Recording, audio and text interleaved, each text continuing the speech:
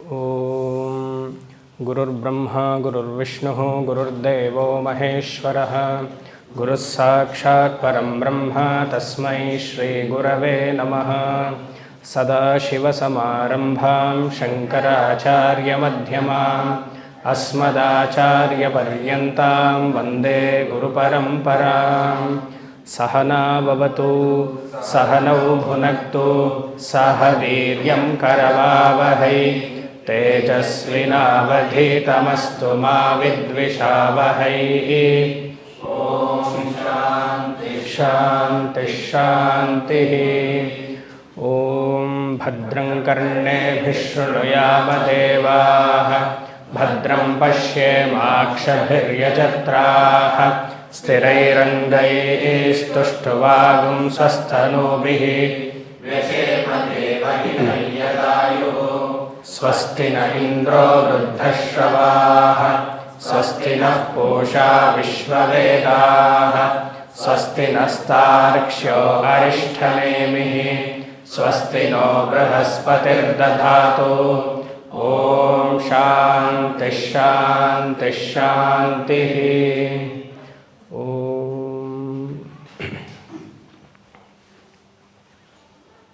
ಇವತ್ತು ವೇದ ಮಂತ್ರದ ಖಂಡನೆ, ವೇದ ಪಾರಾಯಣ ಆಯಿತು. ಸರಿ, ಮುಂಡಕ ಉಪನಿಷತ್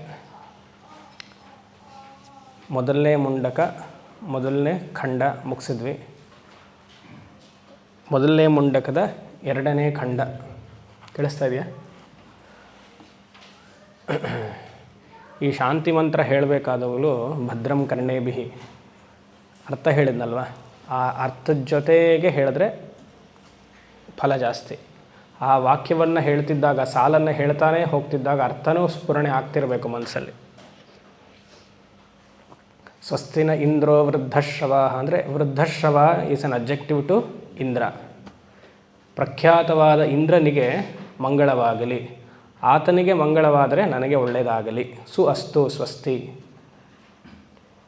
ಆಮೇಲೆ ಪೂಷಾಹ ವಿಶ್ವವೇದ, ಸೂರ್ಯನಿಗೆ ವಿಶ್ವವೇದ ಅನ್ನುವ ಅಬ್ಜೆಕ್ಟಿವ್. ಜಗತ್ತನ್ನು ಸಾಕ್ಷಿಯಾಗಿ ನೋಡುತ್ತಿರುವಂತಹ ಸೂರ್ಯದೇವನಿಗೆ ಮಂಗಳವಾಗಲಿ, ತದ್ವಾರ ನನಗಾಗಲಿ ಅಂತ. ಸೂರ್ಯನಿಗೆ ಮಂಗಳವಾಗಲಿ ಅಂತ ನಾ ಹೇಳೋ ಅವಶ್ಯಕತೆ ಇಲ್ಲ ಅಲ್ವಾ? ಹೇಳ್ತಿದ್ದೀವಿ ಅಂತಂದರೆ ಆತನಿಂದ ನಮಗಾಗಲಿ. ತಾರ್ಕ್ಷ್ಯ ಅರಿಷ್ಟನೇಮಿಃ, ಗರುಡನಿಗೆ ಹಾವನ್ನು ತಗೊಂಡು ಹೋಗುವಂತಹ ತಾರ್ಕ್ಷ್ಯ ಅಂದರೆ ಆ ನೆಗೆಟಿವಿಟಿ ಫೋರ್ಸ್, ಇಲ್ಲಾಂದರೆ ಏನು ವಿಘ್ನ ಬರದೇ ಇರಲಿ, ನೇರವಾಗಿ ನಮ್ಮ ಗುರಿ ಮುಟ್ಟುವಂತಾಗಲಿ. So Tarkshya Arishtanemi is an objective. ಬೃಹಸ್ಪತಿಗೆ ಯಾವ ಅಬ್ಜೆಕ್ಟಿವ್ ಹಾಕಿಲ್ಲ, ಬೃಹಸ್ಪತಿ ಅನ್ನೋದೇ ಅಬ್ಜೆಕ್ಟಿವ್ ವಿಶೇಷಣನೂ ಪದದಲ್ಲೇ ಇದೆ. ಬೃಹತ್ವಾತ್, ಎಲ್ಲ ವಿದ್ಯೆಗಳು ಆತ ಬೃಹಸ್ಪತಿ, ಅದೇ ಮುಗೀತು. Source of all knowledge.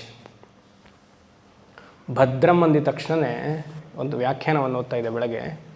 Gopalakrishna ಶಾಸ್ತ್ರಿಗಳು ಅಂತ ಒಂದು ಚೆನ್ನಾಗಿ ಟಿಪ್ಪಣಿ ಬರೆದಿದ್ದಾರೆ ಇದಕ್ಕೆ, ಮುಂಡಕಕ್ಕೆ. ಅಲ್ಲಿ ಅವರು ಭದ್ರಂ ಅಂದರೆ ಬ್ರಹ್ಮನ್ ಅಂತ ಅರ್ಥ ಮಾಡಿದ್ದಾರೆ.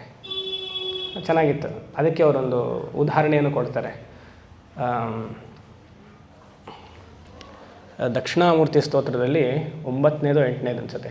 ಬಾಲ್ಯಾದಿಶ್ವಪಿ ಜಾಗ್ರದಾದಿತು ತಥಾ ಸರ್ವಾಸ್ವಸ್ಥಾಸ್ವಪಿ ವ್ಯಾವೃತ್ತಾಸ್ವನುವರ್ತಮಾನಮಹಮಿತ್ಯಂತಃಸ್ಫುರಂತಂ ಸದಾ ಆತ್ಮಾನಂ. ಹೇಳಿ. ಯೋ ಮುದ್ರೆಯ ಭದ್ರಯ. ಈ ಮುದ್ರೆ ಜ್ಞಾನ ಮುದ್ರೆವೇ ಭದ್ರೆ. ಈ ಭದ್ರಕ್ಕೆ ಬ್ರಹ್ಮ ಅಂತ ಅರ್ಥ ಮಾಡಿದ್ದಾರೆ. ಸೊ ಭದ್ರಂ ಕರ್ಣೇಭಿಃ ಶೃಣುಯಾಮ ದೇವ ಅಂದರೆ ಬ್ರಹ್ಮನ್ ಕರ್ಣೇಭಿಃ ಶೃಣುಯಾಮ ದೇವ. ಬ್ರಹ್ಮ ವಿಚಾರ ಸದಾ ನನ್ನ ಕಿವಿಗೆ ಬೀಳ್ತಾ ಇರಲಿ, ಅಂದರೆ ಶ್ರವಣ ಆಗ್ತಾ ಇರಲಿ. ಹೇ ದೇವಾಃ ಶೃಣುಯಾಮ, ಭದ್ರಂ ಕರ್ಣೇಭಿಃ ಶೃಣುಯಾಮ. ಸೊ ಯಾವ ಮಂತ್ರವನ್ನು ನಾವು ಉಚ್ಚಾರಣೆ ಮಾಡ್ತೀವಲ್ಲ ಅರ್ಥದ ಜೊತೆಗೆ ಹೋಗಬೇಕು. ಹೇಗೆ ನಾವು ಹ್ಯಾಂಡ್ ಐ ಕೋಆರ್ಡಿನೇಷನ್ ಅಂತ ಹೇಳ್ತೀವೋ, ಕ್ರಿಕೆಟಲ್ಲೆಲ್ಲ ಹೇಳ್ತಾರಲ್ಲ ಹ್ಯಾಂಡ್ ಐ ಕೋಆರ್ಡಿನೇಷನ್, ಹಾಗೆ ಇದು words and meaning coordination simultaneous ಆಗಿ ಹೋಗಬೇಕು. ಸರಿ, ಆ ಸೈಡ್ ನೋಟ್ ಅದು. ಈಗ ಎಲ್ಲಿದ್ವಿ? 1 to 1 ಹೇಳೋಣ ಇನ್ನೊಂದು ಸತಿ ಮಂತ್ರವನ್ನು. ತದೇತತ್ ಸತ್ಯಂ ಮಂತ್ರೇಷು ಕರ್ಮಾಣಿ ಕವಯೋ ಯಾಮ್ಯಪಶ್ಯಸ್ಥಾನಿ ತ್ರೇತಾಯಾಂ ಬಹುಧಾ ಸಂತತಾನಿ ತಾನ್ಯಾಚರತಃ ನಿಯತಂ ಸತ್ಯಕಾಮ ಯೇಷವಃ ಪಂಥಾ ಸುಕೃತಸ್ಯ ಲೋಕೆ. ಇದಕ್ಕೆ ಹಿಂದಿನದೇನಿತ್ತು? ಜಗತ್ಕಾರಣಂ ಬ್ರಹ್ಮ, ದ್ವೇ ವಿದ್ಯೆ ವೇದಿತವ್ಯೆ. ಎರಡು ವಿದ್ಯೆ ಉಪನಿಷತ್ ಅಥವಾ ಋಷಿ ತಿಳಿಸಿದ್ರು, ಪರಾವಿದ್ಯಾ ಅಪರಾವಿದ್ಯಾ ಅಂತ. ಅಪರಾವಿದ್ಯಾ ಹಿ ಅವಿದ್ಯಾ ಅಂತ ಶಂಕರರು ಹೇಳಿದ್ದಾಯಿತು. ಪರಾವಿದ್ಯಾ ತದ್ ಅಕ್ಷರಂ ಅಧಿಗಮ್ಯತೆ ಅಂತಲೂ ತಿಳಿಸಿದ್ದಾಯಿತು. ಅದಾದಮೇಲೆ ಜಗತ್ಕಾರಣ ಬ್ರಹ್ಮ ಏನು ಅಂತ ನೋಡಿದಾಗ 3 ಉದಾಹರಣೆಯನ್ನು ಕೊಟ್ಟರು. ಊರ್ಣನಾಭಿ, ಪೃಥ್ವಿ ಹಾಗೂ ಓಷಧಯ, ಕೇಶಲೋಮಾನಿ. ಅಂದರೆ ಜಗತ್ತು ಸೃಷ್ಟಿ ನಿಜವಾಗ್ಲೂ ಆಗಿಲ್ಲ, ಅದು ತೋರುತ್ತಾ ಇದೆ ಅಲ್ವಾ. ನೆನ್ನೆದೆಲ್ಲ ಎಲ್ಲಿ ರಾತ್ರಿಗೆ ಅಂತರ್ಗತವಾಗೋಯಿತು. ರಾತ್ರಿ ಮಲ್ಕೊಂಡಿದ್ದ ತಕ್ಷಣ ನೆನ್ನೆ ಎಲ್ಲ ವ್ಯವಹಾರವು ಅಂತರ್ಗತವಾಗೋಯಿತು. ಇವತ್ತು ಬೆಳಗ್ಗೆ ಎದ್ದಿದ ತಕ್ಷಣ ಎಲ್ಲ ಕಾಣಿಸ್ಕೊಳ್ತಾ ಇದೆ. ಇವಾಗಲೂ ಕಾಣಿಸ್ತಾ ಇದೆ, 8 ಗಂಟೆವರೆಗೂ ಕಾಣಿಸ್ಕೊಳ್ಳುತ್ತೆ. ಆಮೇಲೆ ಮತ್ತೆ ಎಲ್ಲ ಲೀನವಾಗಿ ಹೋಗುತ್ತೆ ಮೈ. ಅದಕ್ಕೆ ಅವ್ಯಕ್ತ ಇದು ಗೀತೆಯ ಶ್ಲೋಕ ಉದಾಹರಣೆ ಕೊಟ್ಟೆ. ಅವ್ಯಕ್ತಾದೀನಿ ಭೂತಾನಿ ವ್ಯಕ್ತಮಧ್ಯಾನಿ ಭಾರತ ಅವ್ಯಕ್ತ ನಿಧನಾನ್ಯೇವ ತತ್ರ ಕಾ ಪರಿದೇವನ. ಇನ್ನೊಂದು ಉದಾಹರಣೆ ಇದೆ ಕೈವಲ್ಯ ಉಪನಿಷತ್ತಲ್ಲಿ 19ನೇ ಮಂತ್ರ. ಮಯ್ಯೇವ ಸಕಲಂ ಜಾತಂ, ಮಯಿ ಏವ ಸಕಲಂ ಜಾತಂ, ಮಯಿ ಸರ್ವಂ ಪ್ರತಿಷ್ಠಿತಂ, ಮಯಿ ಸರ್ವಂ ಲಯಂ ಯಾತಿ ತದ್ ಬ್ರಹ್ಮಾದ್ಮಯಮಸ್ಮ್ಯಹಂ. ನನ್ನಿಂದಲೇ ಎಲ್ಲವೂ ಹುಟ್ಟಿತು. ಜಗಳ ಶುರು ಮಾಡೋದು ಯಾರು? ನಾನೇ. ಪಕ್ಕದ ಮನೆಯವರಲ್ಲ, ನಮ್ಮ ಮನೆಯವರಲ್ಲ. ಮಯ್ಯೇವ ಸಕಲಂ ಜಾತಂ, ಮಯಿ ಸರ್ವಂ ಪ್ರತಿಷ್ಠಿತಂ, ಎಲ್ಲವೂ ನನ್ನಲ್ಲೇ ಇದೆ, ಸ್ಥಿತವಾಗಿದೆ. ಮಯಿ ಸರ್ವಂ ಲಯಂ ಯಾಂತಿ. ರಾತ್ರಿ ಮಲಗಬೇಕಂದ್ರೆ ನಾನು ಯಾರು? ಮೂಲತಃ ತದ್ ಬ್ರಹ್ಮಾಂ ಅದ್ವಯಂ. ಮೂಲವಾಗಿ ನಾವು ಬ್ರಹ್ಮವಸ್ತುವೇ. ಬ್ರಹ್ಮ ಅಂದರೆ ವಿಷಯ, subject. I am the conscious principle. ಅದನ್ನೇ ಇಲ್ಲಿ ಊರ್ಣನಾಭಿ, ಅಭಿನ್ನ ನಿಮಿತ್ತೋಪಾದಾನ ಕಾರಣ ರೀತಿಯಲ್ಲಿ ಹೇಳ್ತಿದ್ದಾರೆ. ಸೊ ಅದೆಲ್ಲ ನೋಡ್ಕೊಂಡು ಬಂದ್ವಿ. ಮೊದಲನೇ ಮುಂಡಕ ಆಯಿತು. ಈಗ ಎರಡನೇದರಲ್ಲಿ ಅಪರಕರ್ಮವನ್ನು ಸ್ತುತಿಯನ್ನು ಮಾಡ್ತಿದ್ದಾರೆ. ಅಪರಕರ್ಮ ಅಂದ್ರೇನು? ಶ್ರಾದ್ದ ಅಂದ್ಕೊಳ್ಬೇಡಿ, ಅಪರ ವಿದ್ಯೆಯೇ ಅದು ಕರ್ಮ. ಯಾಕೆ ಕರ್ಮ ಅಂತಂದರೆ ಅಪರ ವಿದ್ಯೆಯಲ್ಲಿ ಹೇಳಿರುವುದಂಥದ್ದೆಲ್ಲ ಕರ್ಮವೇ. ಅಪರ ವಿದ್ಯೆಯನ್ನು ಸ್ತುತಿ ಮಾಡ್ತಿದ್ದಾರೆ. ಅಪರ ವಿದ್ಯೆಯನ್ನು ಸ್ತುತಿ ಮಾಡಿದ್ಮೇಲೆ ಅಪರವಿದ್ಯಾ ನಿಂದ, ಆಮೇಲೆ ಪರವಿದ್ಯಾ ಸ್ತುತಿ. ಅದಾದಮೇಲೆ ಪರವಿದ್ಯಾ ನಿಂದ ಅಂತ ಹೇಳಬಾರ್ದು. ಪರವಿದ್ಯಾ ಸ್ತುತಿ ಆದಮೇಲೆ ಜ್ಞಾನಿಯ ಸ್ತುತಿ. ಹಾಗೆ ತದೇತತ್ ಸತ್ಯಂ. ತದೇತತ್ ಸತ್ಯಂ ಅಂದ್ರೇನು? ಈ ಕರ್ಮ ಹಾಗೂ ಉಪಾಸನೆಯೇ ನಿಯತಂ ಆಚರತ, ಅದು ಸತ್ಯ. ಋಷಿಗಳ ವಾಕ್ಯ ಸತ್ಯ. ಯಾನಿ ಕರ್ಮಾಣಿ ಮಂತ್ರೇಷು ಕವಯವಃ ಅಪಶ್ಯನ್. ಯಾವ ಆಚರಣೆಯನ್ನು ಋಷಿಗಳು ಹೇಳಿಕೊಟ್ಟಿದ್ದಾರೋ ಅಷ್ಟು ಕರ್ಮಗಳನ್ನು ನಿಶ್ಚಯವಾಗಿ ಮಾಡಲೇಬೇಕು, ಬಿಡಬಾರ್ದು. ನೆನ್ನೆ ಉದಾಹರಣೆ ಕೊಟ್ಟೆ ತಾನೆ, ಡೆಲ್ಲಿ ಉದಾಹರಣೆ ಕೊಟ್ಟೆ. ಎಲ್ಲ ಇದೆ ಮನೇಲಿ, ಕಾಣಿಸ್ಲಿಲ್ಲ ಅಂದರೆ ಇಲ್ಲಿ ಕೂತ್ಕೊಳ್ಬೋದು. ಎಲ್ಲ ಇದೆ ಮನೇಲಿ, ಆದರೆ ದೇವ್ರ ಮನೆಯೇ ಇಲ್ಲ. ಏನು ಹೇಳ್ತಿದೆ ಉಪನಿಷತ್ತು? ಕರ್ಮ, ವೈದಿಕ ಕರ್ಮ ಏನು ಹೇಳ್ತಿದೆ? ನಿತ್ಯ ನೈಮಿತ್ತಿಕ ಕರ್ಮವನ್ನು ಬಿಡಬಾರ್ದು. Very important. ನಿತ್ಯ ಕರ್ಮ ಅಂದರೆ ಯಾವುದು? ಸಂಧ್ಯಾವಂದನೆ, ದೇವತಾರ್ಚನ ವಿಧಿ. ಸಂಧ್ಯಾವಂದನೆ ಇಲ್ಲದೇ ಇರೋರಿಗೆ ದೇವತಾರ್ಚನ ವಿಧಿ. ಕಿಂಚಿತ್ ಶ್ರಾದ್ದಾದಿ ಕರ್ಮಗಳನ್ನು ಮಾಡುವಂಥದ್ದು, ಔಪಾಸನೆಯನ್ನು, ಅಗ್ನಿ ಕಾರ್ಯವನ್ನು ಮಾಡುವಂಥದ್ದು, ಹಬ್ಬ ದಿನಗಳನ್ನು ಹಬ್ಬದಲ್ಲಿ ವಿಧಿವತ್ತಾಗಿ ಪೂಜೆಯನ್ನು ಮಾಡುವಂಥದ್ದು ಅಲ್ವಾ. ಇದೆಲ್ಲ ಕಿಂಚಿತ್ ಮಾಡಬೇಕು. ಅದನ್ನೇ ಇಲ್ಲಿ ಹೇಳ್ತಾ ಇರೋದು, ಯಾನಿ ಕರ್ಮಾಣಿ ಮಂತ್ರೇಷು ಕವಯವಃ. ಕವಿ ಅಂದರೆ ಋಷಿ. ಮಿನಿಮಮ್ ಸಂಧ್ಯಾವಂದನೆ, ಪಂಚಾಯತನ ಪೂಜೆ, ಒಂದು ಅರ್ಧ ಗಂಟೆ ಆದರೂ ಟೈಮ್ ಸ್ಪೆಂಡ್ ಮಾಡಬೇಕು. ಕೆಲವ್ರ ಮನೇಲೆಲ್ಲ ನೋಡಿ, ನಿಮ್ಮ ಮನೇಲೂ ಇರ್ಬೋದೇನೋ, ಬೇಜಾರು ಮಾಡ್ಕೊಳ್ಬೇಡಿ ಹೇಳ್ತೀನಿ ಅಂತ. ವಾಸ್ತವ ತಾನೆ. ಶಂಕರಾಚಾರ್ಯರು ಹಾಕ್ಕೊಟ್ಟಿರುವಂತಹ ಪದ್ಧತಿ ಹೇಗೆ ಅಂದರೆ, ಮೂಲತಃ ಅವರು ಅದ್ವೈತಿಗಳು ಅಲ್ವಾ. ನಾವು ಮೂಲತಃ ಅದ್ವೈತಿಗಳು. ಆಚರಣೆ ಮಾಡೋದೆಲ್ಲ ದ್ವೈತ ರೀತಿಯಲ್ಲಿದೆ. ಅದ್ವೈತಕ್ಕೆ ಹೋಗಬೇಕು ನಾವೆಲ್ಲ. ದ್ವೈತದಲ್ಲೇ ಸ್ಟಕ್ ಆಗಿಬಿಟ್ಟಿದೆ. ದ್ವೈತದಲ್ಲಿರುವಂತಹ ಇಂಟ್ರೆಸ್ಟು ಎಷ್ಟೋ ಉಪಾಸಕರಿಗೆ ದ್ವೈತದಲ್ಲಿರುವಂತಹ ಇಂಟ್ರೆಸ್ಟ್ ಅದ್ವೈತದಲ್ಲಿಲ್ಲ. ಯಾಕಂದರೆ ಇದು ರಸಬದ್ಧವಾಗಿದೆ. ಏನೋ ಒಂದು ವಿಗ್ರಹ ಸಿಗುತ್ತೆ, ಒಂದು ಆರಾಧನೆ ಇದೆ, ಒಂದು ಯಂತ್ರ ಇದೆ, ಒಂದು ಜಪ ಇದೆ, ಧ್ಯಾನ ಶ್ಲೋಕ ಇದೆ, ಅದೆಲ್ಲ ಒಂದು ಆರಾಧನೆ ಮನಸ್ಸಿಗೆ ಚೆನ್ನಾಗಿ ಹಿಡಿಸುತ್ತೆ. ಆ ಇಂಟ್ರೆಸ್ಟ್ ಅದ್ವೈತದಲ್ಲಿದ್ದರೆ ಮೋಕ್ಷ ಸಿಕ್ಬಿಡತ್ತಿತ್ತು. ಅದಿಲ್ಲ. ಸರಿ, ಟಾಪಿಕ್ ಬರೋಣ. ಮೂಲತಃ ಪಂಚಾಯತನ ವಿಧಿಯನ್ನು ಹಾಕೊಟ್ಟರು ಶಂಕರಾಚಾರ್ಯರು. ಅವ್ರಿಗೆ ಹಾಕೊಟ್ಟಿರುವಂತಹ ರೀತಿಯೆಲ್ಲ ಎಲ್ಲ ಕಲ್ಲುಗಳು. ಯಾವ ವಿಗ್ರಹ ಆರಾಧನೆಯೂ ಅವ್ರು ಹೇಳಿಲ್ಲ ಅಲ್ವಾ. ಬಾಣಲಿಂಗವನ್ನು ತಗೊಳ್ಳಿ ಅಂದರು ನರ್ಮದಾ, ಅದು ಒಂದು ಓವಲ್ ಶೇಪ್, ಒಂದು ಮೊಟ್ಟೆ ಶೇಪಲ್ಲಿದೆ. ಅದು ಸಾಲಿಗ್ರಾಮವನ್ನು ತಗೊಳ್ಳಿ ಅಂದರು, ಗಂಡಕಿ ನದಿಯಿಂದ ತಂದರು, ಅದಕ್ಕೂ ಏನು ಶೇಪ್ ಇಲ್ಲ. ಶೋಣಭದ್ರವನ್ನು ಕಾಶಿ ನದಿಯಿಂದ ತೊಗೊಂಡು ಬನ್ನಿ ಅಂದರು, ಗಣಪತಿ, ಅದಕ್ಕೂ ಶೇಪ್ ಇಲ್ಲ. ಕಾಳಹಸ್ತಿಗೆ ಹೋಗಿ ಸ್ವರ್ಣಮುಖಿ ಅಮ್ಮನವರನ್ನು ತನ್ನಿ ಅಂದರು, ಅದಕ್ಕೂ ಶೇಪ್ ಇಲ್ಲ. ಸೂರ್ಯ ಸ್ಫಟಿಕ, ಅದಕ್ಕೂ ಶೇಪ್ ಇಲ್ಲ. ನಿರಾಕಾರವಾಗಿ ಹೇಳಿದ್ದಾರೆ ಪಂಚಾಯತನ ಪೂಜೆ. ಅದನ್ನು ನಾವೇನು ಮಾಡ್ತೀವಿ ಗೊತ್ತಾ, ಚಿಕ್ಕಪೇಟೆಗೆ ಹೋಗಿ ಬೆಳ್ಳಿಲಿ ಲಕ್ಷ್ಮೀನಾರಾಯಣನ ತಂದು ಮನೇಲಿ ಇಡ್ತೀವಿ, ಈಶ್ವರನ ತಂದಿಡ್ತೀವಿ, ಗೌರಿಯನ್ನು ಮಾಡಿಸ್ತೀವಿ. ಕೆಲವ್ರು ಏನು ಮಾಡ್ತಾರೆ ಗೊತ್ತಾ, ಅದು ಬೆಳ್ಳಿ ಇರುತ್ತೆ, ಕಪ್ಪಗಾಗ್ಬಿಟ್ಟಿರುತ್ತೆ, ಪಾಲಿಶಿಗೆ ಬೇರೆ ಕೊಡ್ತಾರೆ. ಕೊಡ್ತಿರೋ ಇಲ್ವಾ? ಕೆಲವ್ರು ಮನೇಲೆಲ್ಲ ಕೊಡ್ತಿರೋ ಇಲ್ವಾ? ನೀವು ಕೊಡಲ್ವೇನೋ, ಬೇರೆಯವ್ರ ಮನೇಲಿ ಕೊಡ್ತಾರೆ. ಪಾಲಿಷ್ಗೆಲ್ಲ ಕೊಡ್ತಾರೆ. ಮನೆಯಲ್ಲಿ ಪ್ರಾಣ ಪ್ರತಿಷ್ಠೆ ಮಾಡಾದಮೇಲೆ, ಅಂದರೆ ಆ ವಿಧಿ ಇಟ್ಕೊಂಡಿದ್ರೆ ಹೇಗೆ ಕೊಡ್ಬೋದು ಅದನ್ನು? ಚಿಕ್ಕ ಮೂರ್ತಿಗಳು, ಅದೊಂಥರ ಒಂದು ಚಾಕ್ಲೇಟ್ ಥರ ಆಗೋಯ್ತದು. ಹೇಳ್ತಿದ್ದೆ ಅರ್ಥ ಆಗ್ತಿದೆಯಲ್ವಾ? ಸೊ ಅದಕ್ಕೆ ಕರೆಕ್ಟಾಗಿ ಪೂಜೆನೂ ಮನೇಲಿ ನಡೆಯಲ್ಲ. ಏನೋ ಒಂದು ಹೂ ಬಿಡಬೇಕು ಅನಿಸುತ್ತೆ, ಎಲ್ಲ ಫೋಟೋಗಳೂ ಇರುತ್ತೆ ಮನೇಲಿ, ಎಲ್ಲ ವಿಗ್ರಹಗಳು ಇರುತ್ತೆ. ಅಷ್ಟು ಹೇಳಿಲ್ಲ ನಮ್ಮವರು. ಅಂದರೆ ಯಾರು? ನಮ್ಮ ಪರಂಪರೆಯಲ್ಲಿ ಆದಿ ಶಂಕರಾಚಾರ್ಯರು ಹಾಕೊಟ್ಟಿರುವ ರೀತಿಯಲ್ಲಿ ಅದೆಲ್ಲ ಹೇಳಿಲ್ವೇ? ವಿಗ್ರಹಾರಾಧನೆ ಶಂಕರರಿಂದಲೇ ಬಂದಿಲ್ಲ. ಅಂದರೆ ಮೂಲತಃ ವೇದದಲ್ಲಿಲ್ಲ. ನಮ್ಮ ಗುರುಗಳಾದಂಥ ಶಂಕರಾಚಾರ್ಯರು ಅದನ್ನು ಹೇಳಿಲ್ಲ.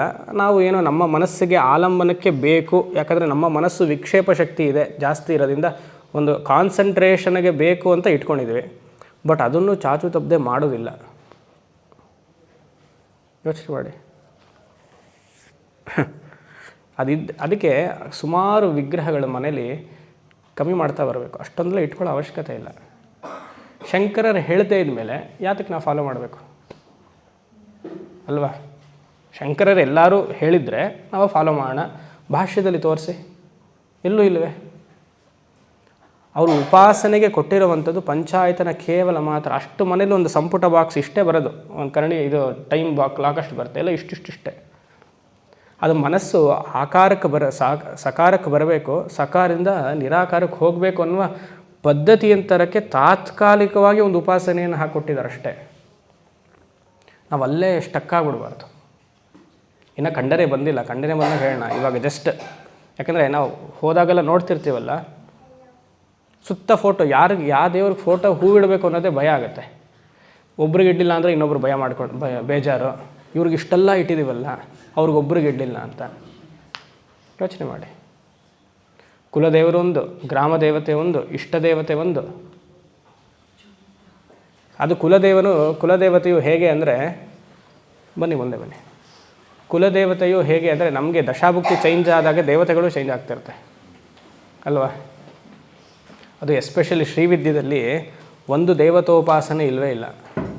ಶ್ರೀವಿದ್ಯಾ ಪರಂಪರೆಯಲ್ಲಿ ಒಂದು ದೇವತೋಪಾಸನೆ ಇಲ್ಲ. ಮೂಲಃ ಅಮ್ಮನವ್ರನ್ನ ಹಿಡಿಬೇಕು ಅಂತ ಇಲ್ಲ. ಬೇರೆದಲ್ಲೆಲ್ಲ ಪರವಾಗಿಲ್ಲ. ಇವಾಗ ಶಿವನ ಆರಾಧನೆ ಮಾಡಿದ್ರೆ ಕಾಲಭೈರವರು ಒಂದು ಅಂಶ ಎಲ್ಲ. ಇಲ್ಲಿ ಹಾಗಲ್ಲ, ಗಣಪತಿಯಿಂದ ಶುರು ಮಾಡ್ತಾ ಹೋಗಬೇಕು. ಗಣಪತಿಯಿಂದ ಶುರು ಮಾಡಿ ಷೋಡಶಿಗೆ ಹೋಗೋಷ್ಟರಲ್ಲಿ ಸಾಕಾಗೋಗುತ್ತೆ. ಅದು ಬಿಡೋಗಿಲ್ಲ ಕ್ರಮ. ಅದಕ್ಕೆ ಹೇಳಿದೆ, ದ್ವೈತದಲ್ಲಿರುವಂತಹ ಅನುಭವ ಅನುಭವ ಅಂದರೆ ಇಷ್ಟ ಅದ್ವೈತಕ್ಕೆ ಬಂದುಬಿಟ್ರೆ ಮೋಕ್ಷ ಆಗಲಿ.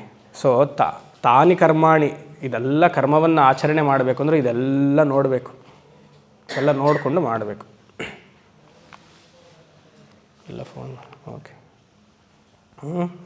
ಸುಕೃತಸ್ಯ ಲೋಕೆ ಏಷವಃ ಪಂಥ. ಎಷ್ಟು ಚೆನ್ನಾಗಿ ಕರ್ಮದಲ್ಲಿ ಹೇಳಿರುವಂತಹ ರೀತಿಯಲ್ಲಿ, ಅಂದರೆ ಶಾಸ್ತ್ರದಲ್ಲಿ ಹೇಳಿರುವಂತಹ ರೀತಿಯಲ್ಲಿ ಕರ್ಮವನ್ನು ಮಾಡ್ತೀವೋ, ಸುಕೃತಸ್ಯ ಲೋಕೆ, ಲೋಕ ಅಂದರೆ ಕರ್ಮಫಲ, ತೇ ಪಂಥಾಹ, ಅವರು ಆ ದಾರಿಯಲ್ಲಿ ಹೋಗ್ತಾರೆ. ಸರಿ, ಮುಂದೆ ಯಾವ ದಾರಿಯಲ್ಲಿ ಹೋಗ್ತಾರೆ? ಆ ಕರ್ಮಕ್ಕೆ ಯಾವ ಫಲ ಇದೆಯೋ ಆ ದಾರಿಯಲ್ಲಿ ಫಲವನ್ನು ಅನುಭವಿಸೋಕ್ಕೆ ಹೋಗ್ತಾರೆ. ಇದೆಲ್ಲ ನೆನ್ನೆ ನೋಡಿದ್ದೀವಿ. ಮುಂದೆ ಯದಾ ಲೇಲಾಯತೆ ಹ್ಯರ್ಚಿಃ ಸಮಿದ್ಧೆ ಹವ್ಯವಾಹನೆ ತದಾಜ್ಯ ಭಾಗಾವಂತರೇಣ ಆಹುತಿಃ ಪ್ರತಿಪಾದಯೇತ್. ಯದಾ ಲೇಲಾಯತೆ ಹ್ಯರ್ಚಿಃ ಸಮಿದ್ಧೆ ಹವ್ಯವಾಹನೆ ತದಾಜ್ಯ ಭಾಗಾವಂತರೇಣ ಆಹುತಿಃ ಪ್ರತಿಪಾದಯೇತ್. ಶ್ರದ್ಧಾಭಕ್ತಿಯಿಂದ ಪೂಜೆಯನ್ನು ಮಾಡಿ ಅಂತ ಹೇಳ್ತಿದೆ ಈ ಮಂತ್ರ. ವೇದದ ಕಾಲದಲ್ಲಿ ಆಗಿರೋದ್ರಿಂದ ಯಾಗವನ್ನು ಶ್ರದ್ಧಾಭಕ್ತಿಯಿಂದ ಮಾಡಿ ಅಂತ ಹೇಳ್ತಿತ್ತು. ನಾವು ಅದೆಲ್ಲ ಬಿಟ್ಟಿರೋದ್ರಿಂದ ಪೂಜೆಯನ್ನಾದರೂ ಮಾಡಿ ಹೇಳಲ್ಲ. ತ್ರೇತಾಯುಗದಲ್ಲಿ ಯಾಗ, ದ್ವಾಪರದಲ್ಲಿ ಅರ್ಚನೆ, ಕಲಿಯಲ್ಲಿ ನಾಮ ಸಂಕೀರ್ತನೆ. ಅದನ್ನೆಲ್ಲ ಮುಂದಿನ ಮಂತ್ರಗಳಲ್ಲಿ ಬರುತ್ತೆ. ಆವಾಗ ಹೇಗೆ ಶಂಕರದ ಖಂಡನೆ ಮಾಡ್ತಾರೋ ನಾವು ಹಾಗೆ ಮಾಡಿ. ಈಗ ಬೇಡ, ಈಗ ಸ್ತುತಿ ಇರೋದ್ರಿಂದ ಸ್ತುತಿ ಮಾಡಬೇಡ. ಅಂದರೆ ಕಾನ್ಸಂಟ್ರೇಷನಿಂದ ಯಾವ ಪೂಜೆ ಪುನಸ್ಕಾರವನ್ನು ಮಾಡ್ತಿರೋ ಅಂದರೆ ಇನ್ನೂ ಶ್ರದ್ಧಾಭಕ್ತಿಯಿಂದ ಮಾಡಿ ಅಂತ ಇಲ್ಲಿ ಹೇಳ್ತಿದೆ. ಮಾಡ್ತಿರ್ಬೇಕಂದ್ರೆ ಪ್ರತಿಯೊಂದು ಸಬ್ಜೆಕ್ಟ್ಗೂ ಒಂದು ಟರ್ಮ್ಸ್ ಆ್ಯಂಡ್ ಟರ್ಮಿನಾಲಜೀಸ್ ಅಂತ ಇರುತ್ತೆ, ಕೇಳಿರ್ತೀರಲ್ವ? ಯಾವುದೇ ವೇದಾಂತಕ್ಕೂ ಒಂದು ಟರ್ಮ್ಸ್ ಆ್ಯಂಡ್ ಟರ್ಮಿನಾಲಜೀಸ್. ನೀವು ಆಫೀಸಲ್ಲಿ ಕೆಲಸ ಮಾಡಬೇಕಂದ್ರೂ ಅದಕ್ಕೆ ತಕ್ಕಾಗಿರುವಂಥ ಇರುತ್ತೆ. ಇವಾಗ ಮ್ಯಾಥ್ಸಲ್ಲಿ ಅಥವಾ ಮೆಡಿಕಲ್ ಸೈನ್ಸಲ್ಲಿ ಎಲ್ಲ ಅದರಲ್ಲೂ ಇರುತ್ತೆ. ಒಂದು ಆಶ್ರಮಕ್ಕೆ ಹೋಗಿದ್ದೆ, ಒಂದು ಮಠ, ಬೇರೆ ಪಂಥದವ್ರದ್ದು ಒಂದು ಆಶ್ರಮ. ಅಲ್ಲೊಬ್ಬರು ಸ್ವಾಮಿಗಳು, ಅವ್ರ ಶಿಷ್ಯಂದರು ಚಂಡಿಕಾ ಹೋಮಕ್ಕೆ ಕರೆದಿದ್ರು, ಹೋಗಿದ್ವಿ. ಅವರ ಸ್ವಾಮಿಗಳು ಹೇಗೆ ಅಂದರೆ ಕರೆದ್ರು, ಶಿಷ್ಯನೂ ಕರೆದ್ರೆ ಬಾರ ಕೂತ್ಕೊಳ್ಳೋ ಅಂದರು. ನೀನು ತುಪ್ಪ ಹಾಕು, ನಾ ಕಡ್ಡಿ ಹಾಕ್ತೀನಿ. ಹೇಗಿದೆ ಮಾತು? ನೀನು ತುಪ್ಪ ಹಾಕು, ನಾನು ಕಡ್ಡಿ ಹಾಕ್ತೀನಿ. ಬೇಗ ಬಟ್ಟೆ ಎಲ್ಲ ತೊಗೊಂಡು ಬಂದು ಹಾಕ್ಬಿಡು, ಪೂರ್ಣ ಹೊತ್ತಿಗೆ ವಸ್ತ್ರ ಹಾಕ್ತೀವಲ್ಲ, ಬೇಗ ಬಟ್ಟೆ ಎಲ್ಲ ತೊಗೊಂಡು ಬಂದು ಹಾಕು ಅಂತ. ನಮಗೆ ಕೇಳಿಸ್ಕೊಳಕ್ಕಾಗಲಿಲ್ಲ ಈ ಮಾತೆಲ್ಲ. ಹೇಗಿರುತ್ತೆ ಈ ಮಾತು ಅಂದರೆ, ಈ ಬ್ಲೇಡ್ ಮೇಲೆ ಈ ಸ್ಲೇಟ್ ಮೇಲೆ ಬ್ಲೇಡನ್ನು ಗೀಚಿದ್ರೆ ಕಿವಿಗೆ ಹೇಗೆ ಕರ್ಕಶ ಅಂತ ಬರುತ್ತಲ್ಲ, ಆ ಥರ ಇತ್ತು ಮಾತು. ಕಡ್ಡಿಗೂ ಸಮಿತ್ಗೂ ವ್ಯತ್ಯಾಸ ಹೇಗಿದೆ ನೋಡಿ. ಸಮಿತ್ ಅಂದರೆ ಶಕ್ತಿ ಇದೆ ಅಂತ, ಅಲ್ಲಿ ಅಗ್ನಿಯ ಶಾಖ ಇದೆ ಅಂತ ಸಮಿತ್ತಲ್ಲಿ ಅಂತ. ಅಂದರೆ ಒಣಗಿದೆ, ತುಂಬ ಮೆಚೂರ್ ಆಗಿದೆ ಅಂತ ಸಮಿತ್. ಇದ್ಮ, ಬರ್ಹಿ, ಹೇಗಿದೆ ಮಾತು. ಕಡ್ಡಿ ಹಾಕು, ಸೌದೆ ಹಾಕು ಅಂದರು. ಸೌದೆ ಹಾಕೋದು ಎಲ್ಲಿ? ಸ್ಮಶಾನದಲ್ಲಿ. ಕಾಷ್ಟ ಅನ್ನಬೇಕು ಅಲ್ವಾ? ತುಪ್ಪ ಅಂತೀರ, ಆಜ್ಯ ಅಂತೀರ ಅಲ್ವಾ? ಆಜ್ಯ. ತುಪ್ಪ ಹಾಕು ಅಂದರೆ ಅದೇನು ದೋಸೆನಾ ತುಪ್ಪ ಹಾಕೋಕ್ಕೆ? ಮಾತು ಅದಕ್ಕೆ ಟರ್ಮ್ಸ್ ಆ್ಯಂಡ್ ಟರ್ಮಿನಾಲಜೀಸ್ ಅನ್ನೋದು. ನಾವು ಶ್ರದ್ಧಾಭಕ್ತಿಯಿಂದ ಒಂದು ಕ್ರಿಯೆಯನ್ನು ಮಾಡಬೇಕಂದ್ರೆ ಆ ವೈದಿಕದಲ್ಲಿ ಹೇಳಿರುವಂತಹ ಪ್ರಯೋಗವನ್ನು ಮಾಡಬೇಕು. ಪ್ರಯೋಗಕ್ಕೆ ಬೇಕಾಗಿರುವಂತಹ ವಸ್ತುಗಳು, ಮಾತುಗಳು ಎಲ್ಲವನ್ನೂ ಆಡಬೇಕು. ಯಾಗದಲ್ಲಿ ಲೌಕಿಕ ಭಾಷೆ ಮಾತಾಡೋ ಹೋಗೇ ಇಲ್ಲ, ಸಂಸ್ಕೃತವೇ ಮಾತಾಡಬೇಕು, ದೇವ ಭಾಷೆ ಆದ್ದರಿಂದ. ಅಲ್ಲಿ ಇಂಗ್ಲೀಷು ಅಥವಾ ಕನ್ನಡ, ತಮಿಳು, ತೆಲುಗು ಯಾವುದೂ ಇಲ್ಲ, ನಿಷಿದ್ಧ. ಇಲ್ಲ, ಮಾತಾಡಬಾರ್ದು, ಸಂಸ್ಕೃತವೇ ಇರೋದು. ಮಾತು ಯಾಕಂದರೆ ದೋಷ ಬರುತ್ತೆ ಅಂತ. ಯಾಗವನ್ನು ಮಾಡ್ತಿರ್ತೀವಿ, ಎಲ್ಲ ಸಂಸ್ಕೃತವಾದ ಮಾತು, ಸ್ವಾಹಾಕಾರ ಎಲ್ಲ ಹಾಕ್ತಿರ್ತೀವಿ. ಮಧ್ಯದಲ್ಲಿ ಬೇರೆ ಯಾವುದೋ ಭಾಷೆ ಮಾಡಿದ್ರೆ ಮಂತ್ರಕ್ಕೆ ದೋಷ ಅಂತ ಸಂಸ್ಕೃತವನ್ನೇ ಮಾತಾಡೋದಲ್ಲಿ. ಈಗ ಎಷ್ಟು ಜನ ಮಾಡ್ತೀವಿ ನಾವೆಲ್ಲ? ಯಾಗದಲ್ಲಿ ನೀರು ಕುಡಿಯೋ ಹೋಗಿಲ್ಲ ಅಂತ ಹೇಳ್ತಾರೆ. ನಮ್ಗೆ ಅಗ್ನಿ ಶಾಖ ಶರೀರಕ್ಕೆ ಮುಟ್ತಿರುತ್ತೆ ಅಂತ ನೀರು ಕುಡಿದ್ಬಿಡ್ತೀವಿ. ನೀರು ಅದು ಬಾಟ್ಲಲ್ಲಿ ನೀರು ಕುಡಿದು ಅಲ್ಲೇ ಇಡ್ತೀವಿ. ಏನಾಯಿತು? ಎಂಜಿಲ್ ತಾನೆ. ನಾನೇನು ಉತ್ಪ್ರೇಕ್ಷೆ ಮಾಡ್ಕೊಂಡು ಹೇಳ್ತಿಲ್ಲ, ಮಂತ್ರದಲ್ಲಿದೆ, ಯೋಚನೆ ಮಾಡಿ. ಯಾಗದಲ್ಲಿ ಆ ಪ್ರಾಂತ್ಯದಲ್ಲಿ ಹಣವನ್ನು ನೋಡಿ, ಈ ಥರ ಉಪಯೋಗಿಸಿದ್ರೆ ಸರಿ ಬರಲ್ಲ. ಹಣವನ್ನು ಕೊಟ್ಟರೆ ಅಂತಲ್ಲ, ದಕ್ಷಿಣೆಯನ್ನು ಕೊಟ್ಟರೆ. ಹಣ ತಂದು ಕೊಡು ಅನ್ನಬಾರ್ದು ಯಾಗದಲ್ಲಿ. ಆ ವ್ಯವಹಾರಕ್ಕೆ ಏನೋ ಒಂದು ಕೊಡ್ತೀವಲ್ಲ, ಅದು ಯಾಗದಲ್ಲಿ ಕೊಟ್ಟರೆ ಅದು ದಕ್ಷಿಣೆ, ಯಾಗದ ಹೊರಗಡೆ ಕೊಟ್ಟರೆ ದಾನ. ನೀವು ಪುರೋಹಿತರನ್ನ ಕರೆಸಿ ಯಾಗವನ್ನು ಮಾಡಿಸಿ ಯಾಗದಲ್ಲಿ ಬಿಟ್ಟು ಆ ಕಡೆ ಕೊಟ್ಟರೆ ಅದು ಸಂಭಾವನೆ ಆಗಲ್ಲ, ಅದು ದಾನ ಆಗುತ್ತೆ.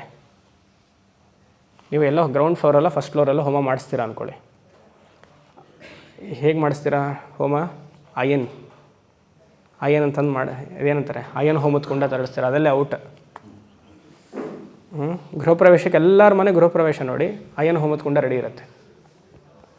ಅದಾದಮೇಲೆ ಅವ್ರಿಗೆ ಊಟ ಎಲ್ಲ ಆದಮೇಲೆ, ಪುರೋಹಿತರಿಗೆಲ್ಲ ಊಟ ಆದಮೇಲೆ ಆಮೇಲೆ ನೀವು ದಕ್ಷಿಣೆಯನ್ನು ಕೊಡ್ತೀರ. ಅದು ದಕ್ಷಿಣೆ ಅಲ್ಲ, ಅದು ದಾನ. ಸೊ ದಕ್ಷಿಣೆ ಫಲನೇ ಬರಲಿಲ್ಲ. ಆಮೇಲೆ ಇಷ್ಟೆಲ್ಲ ಹೋಮ ಮಾಡಿಸಿದ್ವಿ, ಫಲ ಬಂದಿಲ್ಲ ಅಂತ ನಾವು ಹೇಳೋದು ಎಲ್ಲಿ ಬರುತ್ತೆ? ಅವ್ರಿಗೆ ಯಾಗದಲ್ಲಿ ಅಗ್ನಿ ಸಾಕ್ಷಿಯಾಗಿ ಕೊಡಬೇಕು ಅಂತ ವಿಧಿ ಅಲ್ವಾ?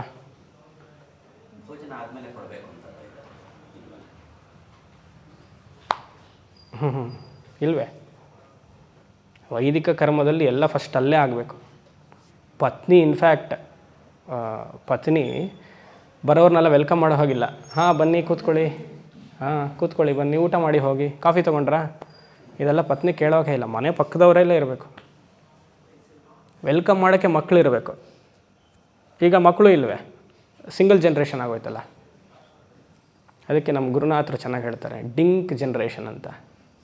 ಡಿಂಕ್ ಜನ್ರೇಷನ್ ಅಂದರೆ ಏನು ಗೊತ್ತಾ? DINK, ಡಬಲ್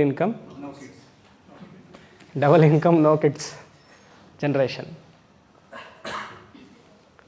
ಸೊ ಇಲ್ಲಿ ಕಾನ್ಸಂಟ್ರೇಷನಿಂದ ಮಾಡು ಅಂತ ಹೇಳ್ತಿದ್ದಾರೆ. ಇಲ್ಲಿ ಯಾವುದೇ ಮಾಡಿದ್ರು ಏನು?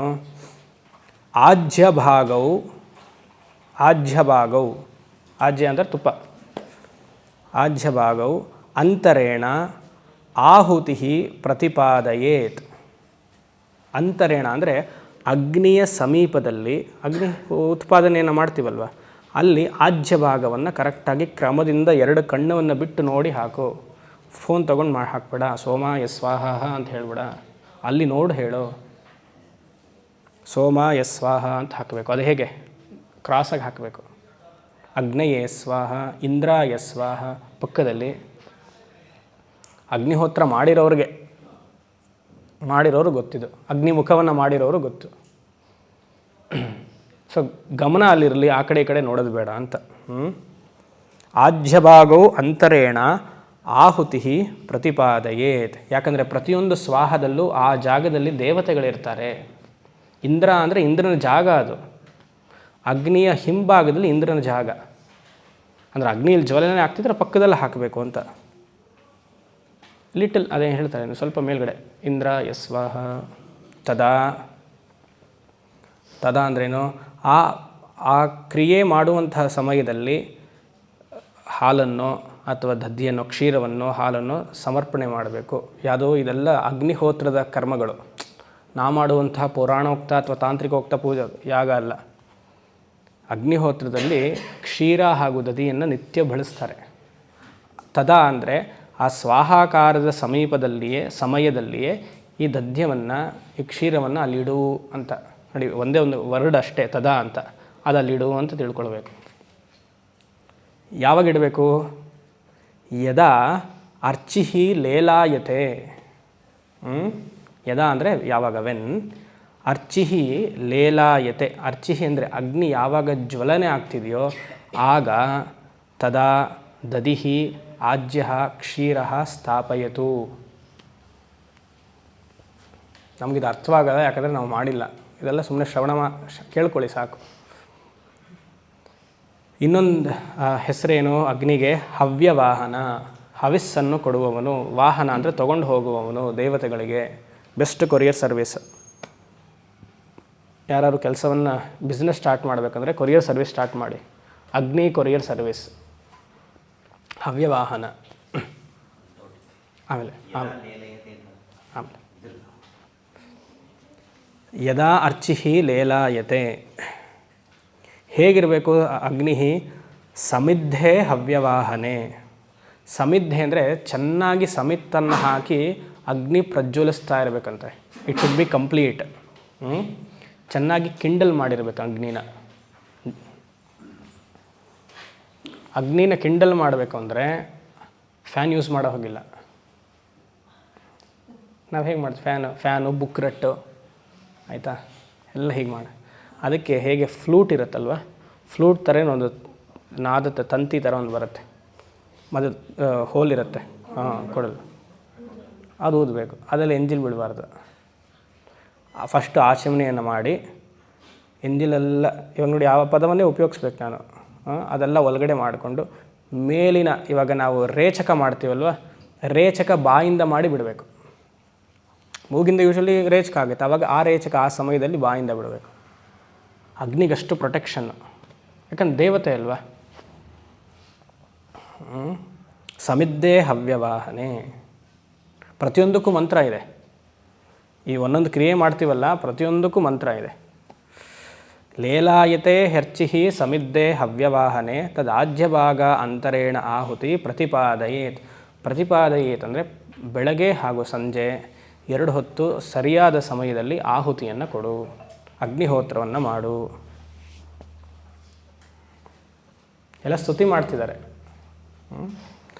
ನಾವೇನು ತೊಗೊಳ್ಬೇಕು? In short, may you perform puja morning and evening.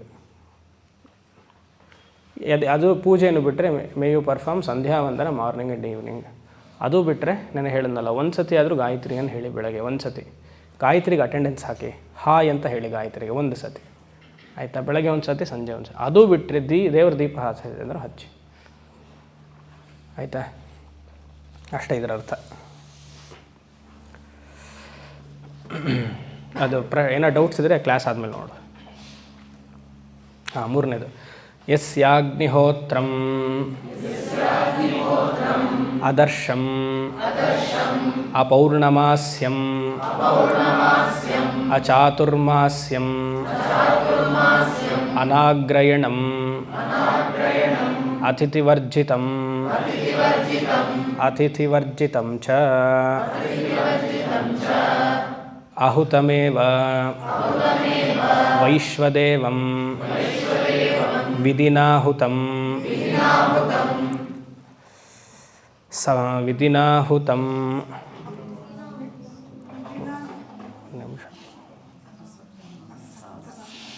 ಒಂದು ನಿಮಿಷ.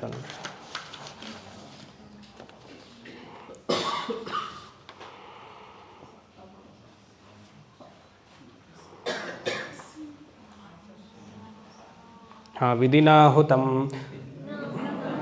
ಸಪ್ತಮಾಂಸ್ತಸ್ಯ ಲೋಕಾನ್ ಹಿನಸ್ತಿ ಯಸ್ಯ ಅಗ್ನಿಹೋತ್ರಂ ಅದರ್ಶಪೂರ್ಣಂ ಅಚಾತುರ್ಮಾಸ್ಯಂ ಅನಾಗ್ರಯಣಂ ಅತಿಥಿವರ್ಜಿತಂ ಚ ಆಹುತಮೇ ವೈಶ್ವದೇವಂ ವಿಧಿನಾಹುತಂ ಸಪ್ತಮಾಂಸ್ತಸ್ಯ ಲೋಕಾನ್ ಹಿನಸ್ತಿ. ಸರಿ, ಅಗ್ನಿಹೋತ್ರರು ಮಾಡುವಂತಹ ಕರ್ಮವನ್ನು ಹೇಳ್ತಾ ಇದ್ದಾರೆ. ಅಗ್ನಿಹೋತ್ರ ಅಂದರೆ ಯಾರು? ಮನೇಲಿ ಅಗ್ನಿಯನ್ನು ಇಟ್ಕೊಂಡಿರುವವರು. ಗಾರ್ಹಪತ್ಯ, ಆವಹನೀಯ ಹಾಗೂ ದಕ್ಷಿಣಾಗ್ನಿ ಮೂರನ್ನು ಮನೆಯಲ್ಲಿ ಪ್ರತಿ ದಿವಸ ಇಟ್ಕೊಂಡು ಅದನ್ನು ಅಗ್ನಿಯನ್ನು ಕಾಪಾಡ್ತಿರೋರು. ಅವರ ಲೈಫೇ ಗ್ರೇಟ್. ಪ್ರತಿಯೊಬ್ಬರು ನಾವೆಲ್ಲ ಮಾಡಬೇಕು. ಬಿಟ್ಟಿರೋದ್ರಿಂದ ಅಟ್ಲೀಸ್ಟ್ ಅವ್ರನ್ನಾದರೂ ನೋಡಿ ಗೌರವಿಸಬೇಕು. ಅವ್ರಿಗೆ ಬೇರೆ ಏನು ಫ್ಯಾಮಿಲಿ ಲೈಫು, ಸೋಷಿಯಲ್ ಲೈಫೆಲ್ಲ ಇಲ್ಲ. ಅಗ್ನಿಹೋತ್ರಿಗಳ ಮನೆಗೆ ನೀವು ಹೋದರೆ ಸದಾ ಅಗ್ನಿ ಇದ್ದೇ ಇರುತ್ತೆ, ಕಾಪಾಡ್ಕೊಳ್ತಾನೇ ಇರ್ತಾರೆ ಅಗ್ನಿಯನ್ನು. ಮನೆ ಬಿಟ್ಟು ಹೋಗೋ ಹಾಗೇ ಇಲ್ಲ, ಎಲ್ಲೂ ಹೊರಗಡೆ ಊಟ ಮಾಡೋ ಹೋಗಿಲ್ಲ, ಆಯಿತಾ. ಶಾಂತಿ ಸಾಗರಿಗೆಲ್ಲ ಹೋಗೋ ಹಾಗಿಲ್ಲ ಅವರು, ಆಯಿತಾ. ಏನೇ ಅಂದ್ಕೊಂಡ್ರು ಮನೇಲೇ, ಅದೇ ಹೊರಗಡೆ ಸಿಗುವಂಥದ್ದು ಮನೇಲೂ ಮಾಡ್ಕೊಳ್ಳೋ ಹಾಗೂ ಇಲ್ಲ. ಕೆಲವರೆಲ್ಲ ಮನೇಲಿ ಮಾಡ್ತಾರೆ, ಅವ್ರಿಗಿಲ್ಲ. ಯಾಕಂದರೆ ಎಲ್ಲ ಆಗಿರೋದೆಲ್ಲ ಅಗ್ನಿ ಸಮರ್ಪಣೆ ಮಾಡಿ ತೊಗೊಳ್ಬೇಕು. ಹೊರಗಡೆ ಸಿಗೋದೆಲ್ಲ ಅಗ್ನಿಗೆ ಸಮರ್ಪಣೆ ಮಾಡಿದ್ರೆ ಅದೇ ತುಪ್ಪ ಹಾಕು, ಕಡ್ಡಿ ಹಾಕು, ಫ್ಯಾಮಿಲಿ ಆಗೋಗುತ್ತೆ ಆಮೇಲೆ, ಅಲ್ವಾ. ಅದಕ್ಕೆ ಪುರೋಡಾಶ ಅಂತ ಹೇಳ್ತಾರೆ. ಎಲ್ಲ ಅನ್ನ ಸಮರ್ಪಣೆ, ಹಿಟ್ಟು, ಅಕ್ಕಿ ಹಿಟ್ಟು ಅಂಥದ್ದೇ ಇಲ್ಲ. ಸೊ ಇಲ್ಲಿ ಅವರ ಕರ್ಮವನ್ನು ಹೇಳ್ತಿದ್ದಾರೆ. ಮನೆಯವರು ಅವ್ರು ಸಪೋಸ್ ಯಾವುದೇ ಕಾರಣಕ್ಕೆ ಅಗ್ನಿಹೋತ್ರಿಗಳು ಮನೆಯಿಂದ ಹೊರಗಡೆ ಯಾವುದೋ ಒಂದು ಕಾರ್ಯಕ್ಕೋ, ಒಂದು ಪೂಜೆಗೋ, ಹೋಮಕ್ಕೋ ಹೋದರೆ ಮನೆಯವರು ಅವರ ಧರ್ಮಪತ್ನಿ ಕಾಪಾಡಬೇಕು, ಅಗ್ನಿಯನ್ನು ಕಾಪಾಡ್ಕೊಳ್ಬೇಕು. ಅವ್ರಿಗೂ ಪರ್ಸನಲ್ ಲೈಫ್ ಅಂತೇನಿರಲ್ಲ. ಯೋಚನೆ ಮಾಡಿ, ಅವ್ರು ಕೇಳಿದ್ರೆ ಯು ಗಿವ್ ಮಿ ಸ್ಪೇಸ್ ಅಂದರೆ ಅಗ್ನಿಹೋತ್ರಿಗಳಿಗೆ ಹೋಗಿ ನೀವು ತುಂಬ ನನಗೆ ಕಷ್ಟ ಕೊಡ್ತಿದ್ದೀರಾ, you have to give me space ಅಂದರೆ ಅನ್ನಲ್ಲ ನೋಡಿ ಅವರು. ತ್ಯಾಗ ಅಲ್ವಾ, ಎಷ್ಟು ತ್ಯಾಗ ಮಾಡ್ತಾರೆ. ಯಸ್ಯ ಅಗ್ನಿಹೋತ್ರಂ, ಯಸ್ಯ ಅಗ್ನಿಹೋತ್ರಂ, ಯಸ್ಯ ಅಂದರೆ ಯಾರ ಅಗ್ನಿಹೋತ್ರವು, ಅಥವಾ ಇಂಗ್ಲೀಷಲ್ಲಿ ಹಾಕೊಳ್ಳಿದ್ರೆ ಹೂಸ್ ಅಗ್ನಿಹೋತ್ರಂ, ತ್ರಂ ಅಗ್ನಿಹೋತ್ರ ಇದೆ, ಅಗ್ನಿಹೋತ್ರಂ ಅಂತ ಮಾಡ್ಕೊಳ್ಳಿ, ಚತುರ್ಥಿ ವಿಭಕ್ತಿ ಮಾಡ್ಕೊಳ್ಬೇಕು. ಅಂದರೆ ಏನು, ಅಗ್ನಿ ಆರಾಧನೆಯಿಂದ ಈಗೆಲ್ಲ ಲೌಕಿಕ ಅಗ್ನಿ ಆಗಿಬಿಟ್ಟಿದೆ. ಅಗ್ನಿಹೋತ್ರವು ಲೌಕಿಕ ಆಗಿದೆ. ಅದೊಂದು ಕಾಪರ್ದು ಬಂದಿದೆಯಲ್ಲ, ಕಾಪರ್ ಬಂದಿದೆ, ಅದಕ್ಕೆ ಒಂದು ಏನೋ ಹಾಕೋದು, ಅದು ಇಟ್ಟಿಗೆನೂ ಸಿಗುತ್ತೆ ಇವಾಗ. ಇಟ್ಟಿಗೆ ಅಲ್ಲ ಏನೋ ಅದು ಸಿಗುತ್ತೆ, ಸಗಣಿದು ಭರಣಿ ಸಿಗುತ್ತೆ ಅಷ್ಟೇ. ಅಗ್ನಯೇ ಸ್ವಾಹ, ಸೋಮಾಯ ಸ್ವಾಹ, ಇಂದ್ರಾಯ ಸ್ವಾಹ, ಮುಗಿತು ಅಗ್ನಿಹೋತ್ರ. ಅವ್ರಿಗೆ ಅಂದ್ಕೊಳ್ಬೇಕು ನಮ್ಮ ಮನಸ್ಸಿಗೆ ಇದು ಮಾಡ್ತಿದ್ದೀವಿ, ಅದು ಏನೋ ಪ್ರೊಟೆಕ್ಷನ್ ಸಿಗುತ್ತೆ ಅಂತ. ಮಹಾರಾಷ್ಟ್ರದಲ್ಲಿ ಒಬ್ಬರು ಯತಿವರಣ್ಯರು ಯಾರಿದ್ದಾರೆ ಮಹಾರಾಷ್ಟ್ರದಲ್ಲಿ, ಗಜಾನನ್ ಮಹಾರಾಜ್ ಅಂತ. ಇನ್ನೊಬ್ಬರು ಗಜಾನನ್ ಮಹಾರಾಜ್ ಅಲ್ಲ, ಅದಾದಮೇಲೆ ಇನ್ನೊಬ್ರು ಇದ್ದಾರೆ, ಅವರಲ್ಲ, ಇವಾಗ ಒಬ್ಬರು ಗಜಾನನ್ ಮಹಾರಾಜ್ ಅಂತ ಇದ್ದಾರೆ. ಅವರು ಇವಾಗ ತುಂಬ ಅಗ್ನಿಹೋತ್ರವನ್ನು ಎಲ್ಲರಿಗೂ ಹೇಳ್ಕೊಡ್ತಿದ್ದಾರೆ. US ಅಲ್ಲೆಲ್ಲ ತುಂಬ ಪಾಪ್ಯುಲರ್. ನಾನು ಪೂರ್ವಾಶ್ರಮದಲ್ಲಿ ಜರ್ಮನಿಗೆ ಹೋಗಿದ್ದಾಗ ಅಲ್ಲಿ ಸೌತ್ ವೆಸ್ಟ್ ಆಫ್ ಜರ್ಮನಿ ಹೈಲಿಗನ್ಬರ್ಗ್ ಅಂತ ಒಂದು ಜಾಗ ಇದೆ. ಅಲ್ಲಿ ಒಂದು 15 ಏಕರ್ ಲ್ಯಾಂಡ್ ತೊಗೊಂಡು ಈ ಅಗ್ನಿಹೋತ್ರಿ ಏನು ಮಾಡ್ತಾಯಿದ್ರು, ಯಾರು ಎಲ್ಲ ಫಾರಿನರ್ಸ್ ಅಲ್ಲಿ ಬಂದು ನಮಗೆ ಸತ್ಸಂಗ ಮಾಡಿ ಅಂತಂದರು. ಟೈಮಿಗೆ ಸರಿಯಾಗಿ ಮಾಡ್ತಾರೆ, ಅಲ್ಲಿ ಹಸುವನ್ನು ಇಟ್ಕೊಂಡಿದ್ದಾರೆ, ಎಲ್ಲ ಮಾಡ್ತಾರೆ. ಬಟ್ ಅಷ್ಟು ಶ್ರದ್ಧೆಯಿಂದ ಮಾಡ್ತಾರೆ, ಏನೂ ಹೇಳೋಕ್ಕಾಗಲ್ಲ, ಶಾಸ್ತ್ರ ಸಮ್ಮತವಲ್ಲ, ಬಟ್ ಮಾಡ್ತಾರೆ ಅಷ್ಟೆ. ಬಟ್ ಅವ್ರು ಹೇಳೋದ ಪ್ರಕಾರ ನಮಗೆ ವೆಜಿಟೇಷನ್ ತುಂಬ ಹೆಲ್ಪ್ ಆಗಿದೆ. ಅಲ್ಲೇ ಎಲ್ಲ ಗಿಡವನ್ನು ಬೆಳೀತಾರೆ, ಹಣ್ಣುಗಳನ್ನ ಬೆಳೀತಾರೆ, ಲೈಫೆಲ್ಲ ಚೆನ್ನಾಗಿದೆ ಅಂತ ಹೇಳೋದು. ನಾವು ಆಯಿತು ಅನ್ನೋದಷ್ಟೇ. ಅದು ಶಾಸ್ತ್ರ ಏನು ಒಪ್ಪಲ್ಲ ಅದು, ಬಟ್ ಅವ್ರು ಮಾಡ್ಕೊಳ್ಳಿದ್ದಾರೆ, ಅವ್ರ ಭಾವನೆಗೆ ಧಕ್ಕೆ ತರಬಾರ್ದು, ಸರಿ ಮಾಡಿ ಅಂತಷ್ಟೇ. ಅದೇ ಈ ಮಂತ್ರವನ್ನೇ ಅವರು ಒಂದು 2-3 ಮಂತ್ರ ಸೋಮಾಯ ಸ್ವಾಹ ಆ ಥರ ಹೇಳಿ ಕೊಡೋದು. ಅದು ಫ್ಯಾಮಿಲಿ ಡೆಡಿಕೇಟ್ ಮಾಡ್ಕೊಂಬಿಟ್ಟಿದ್ದಾರೆ ಅಗ್ನಿಹೋತ್ರಕ್ಕೆ ಅಂತ. ಸರಿ, ಅಟ್ಲೀಸ್ಟ್ ನಾವೆಲ್ಲ ಮಾಡಲ್ವಲ್ಲ, ಆದರೆ ಅವರಾರು ಮಾಡಲಿ ಅಂತ ಅಷ್ಟೆ. ಸರಿ, ಯಸ್ಯ ಅಗ್ನಿಹೋತ್ರಂ, ಯಾರ ಅಗ್ನಿಹೋತ್ರವು ನಮ್ಮ ರಕ್ಷಣೆಗೆ ಮಾಡ್ಕೊಳ್ತಾರೋ, ಆದರ್ಶ ಪೂರ್ಣಂ, ಎಲ್ಲದರಲ್ಲೂ ಆ ಇದೆ ಅಂದರೆ ಯಾರು ಮಾಡದೇ ಇದ್ದರೆ ಅಂತ. ಇಲ್ಲಿ ಅನ್ನೋದು ಮಾಡದೇ ಇದ್ದರೆ, one who is not performing ಅಂತ. ದರ್ಶಪೂರ್ಣ, ದರ್ಶ ಅಂದ್ರೇನು, ಅಮಾವಾಸ್ಯೆಗೆ ಮಾಡುವಂತಹ ಒಂದು ವೈದಿಕ ಕರ್ಮ. ದರ್ಶ ಅಂದರೆ ಅಮಾವಾಸ್ಯೆಗೆ ಮಾಡುವಂತಹ ವೈದಿಕ ಕರ್ಮ, ಅಮಾವಾಸ್ಯೆ ಎಂದು. ದರ್ಶಂ ಪೌರ್ಣಮಾಸ್ಯಂ, ಅಂದರೆ ಪೌರ್ಣಮಾಸ್ಯಂ ಅಂದರೆ ಹುಣ್ಣಿಮೆಯ ದಿನ ಮಾಡುವಂತಹ ವೈದಿಕ ಕರ್ಮ. ಅಚಾತುರ್ಮಾಸ್ಯಂ, ಅಂದರೆ ಚಾತುರ್ಮಾಸ್ಯದಲ್ಲಿ ಬಿಟ್ಬಿಡಿ ಇವಾಗ, ಚಾತುರ್ಮಾಸ್ಯದಲ್ಲಿ ಮಾಡುವಂತಹ ಒಂದು ವೈದಿಕ ಕರ್ಮ. ನಾವು ಯತಿಗಳು ಮಾಡುವಂತಹ ಚಾತುರ್ಮಾಸ್ಯ ಕರ್ಮ ಅಲ್ಲ, ಅವರಿಗೆ ಎವ್ರಿ 4 months ಒಂದಿರುತ್ತೆ. ಅದು ಈ ಕಂಪನಿಲೆಲ್ಲ ಹೇಳಲ್ವ ಕ್ವಾರ್ಟರ್ ಅಂತ, ಹಾಗೆ ಅದು ಒಂದು ಕ್ವಾರ್ಟರ್ ಇದೆ, ಅಲ್ಲಿಂದ ಶುರು ಆಗಿದೆ ಅದು. ಎವ್ರಿ ಕ್ವಾರ್ಟರ್ಗೆ ಒಂದು ಆಹುತಿಯನ್ನು ಕೊಡಬೇಕು, ಅದಕ್ಕೆ ಆ ಚಾತುರ್ಮಾಸ್ಯಂ. ಅನಾಗ್ರಯಣಂ, ಅಗ್ರಯಣಂ ಅಂದರೆ ಪ್ರತಿಯೊಂದು ಹಾರ್ವೆಸ್ಟ್ ಟೈಮಲ್ಲೂ ಅನ್ನದಾನವನ್ನು ಮಾಡಬೇಕು ಅಂತ. ಅದಕ್ಕೆ ಪುರೋಡಾಶ ಅಂತ ಒಂದು ಪದಾರ್ಥವನ್ನು ಅಗ್ನಿಗೆ ಸಮರ್ಪಣೆ ಮಾಡ್ತಾರೆ. ಅಕ್ಕಿ ಹಿಟ್ಟಿನ ಮಾಡಿರುವಂಥದ್ದು, ಕೇಸರಿ ಬಾತ್ ಥರ ಇರುತ್ತೆ, ಸಿಹಿ ಇರಲ್ಲ, ಗಟ್ಟಿ ಇರುತ್ತೆ. ಅದನ್ನು ಅಗ್ನಿಗೆ ಸಮರ್ಪಣೆ ಮಾಡುವಂಥದ್ದು, ಅದಕ್ಕೆ ಪುರೋಡಾಶ ಅಂತ ಹೆಸರು. ಅದು ಎವ್ರಿ ಹಾರ್ವೆಸ್ಟ್ ಟೈಮಲ್ಲಿ ಸಮರ್ಪಣೆ ಮಾಡ್ತಾರೆ. ಅವಾಗೇನು ಅನ್ನದಾನವನ್ನು ಮಾಡಬೇಕು ಅಂತ, ಅಗ್ನಿಗೂ ಸಮರ್ಪಣೆ ಮಾಡಿ ಬಂದಿರೋರಿಗಂತೆಲ್ಲ ಎಲ್ಲರಿಗೂ ಅನ್ನದಾನವನ್ನು ಮಾಡಬೇಕು. ಇದು ನಮ್ಮಲ್ಲೂ ಇತ್ತಲ್ವ, ಅನ್ನದಾನ ಮಾಡಬೇಕು ಪ್ರತಿಯೊಬ್ಬರಿಗೂ ಅಂತ. ನಾವಿವಾಗೆಲ್ಲ ಬಿಟ್ಟಿದ್ದೀವಿ. ಅದಕ್ಕೆ ಕಂಚಿ ಮಹಾಪೆರಿವ ಏನು ಮಾಡಿದ್ರು, ಒಂದು ಕೈ ಹಿಡಿಯಷ್ಟು ಪ್ರತಿನಿತ್ಯ ಅಕ್ಕಿಯನ್ನು ತೆಗೆದು ಒಂದು ಕಡೆ ಒಂದು ಡಬ್ಬಿಲಿ ಇಟ್ಟಿರಿ. ತಿಂಗಳಾಗಿದ ತಕ್ಷಣ ಎಷ್ಟು ಅಕ್ಕಿ ಆಗಿದೆಯೋ ಅದಕ್ಕೆ ಅನ್ನವನ್ನು ಮಾಡಿ, ಅಂದರೆ ಅದನ್ನು ಬೇಯಿಸಿ ಎಲ್ಲರಿಗೂ ಕೊಡಿ ಅಂತಂದರು. ಪ್ರತಿನಿತ್ಯ ಅನ್ನದಾನ ಮಾಡಲೇಬೇಕು, ಒಬ್ರಿಗಾದರೂ ಊಟ ಹಾಕಬೇಕು ಅಂತ. ನಮಗೆ ಮನಸ್ಸು ಬರಲ್ವೇ? ಡೈಲಿ ಯಾರು ಇರ್ತಾರೆ ಮನೇಲಿ? ಇಬ್ಬರೇ, ಗಂಡನೋ ಹೆಂಡ್ತಿನೋ ಇಬ್ಬರೇ ತಾನೆ, ಡಿಂಗ್ ಫ್ಯಾಮಿಲಿ ಅಲ್ವ ಇವಾಗ. ಯಾರಿರ್ತಾರೆ? ಅಟ್ಲೀಸ್ಟ್ ಒಬ್ರಿಗಾದರೂ ಮಾಡಬೇಕು.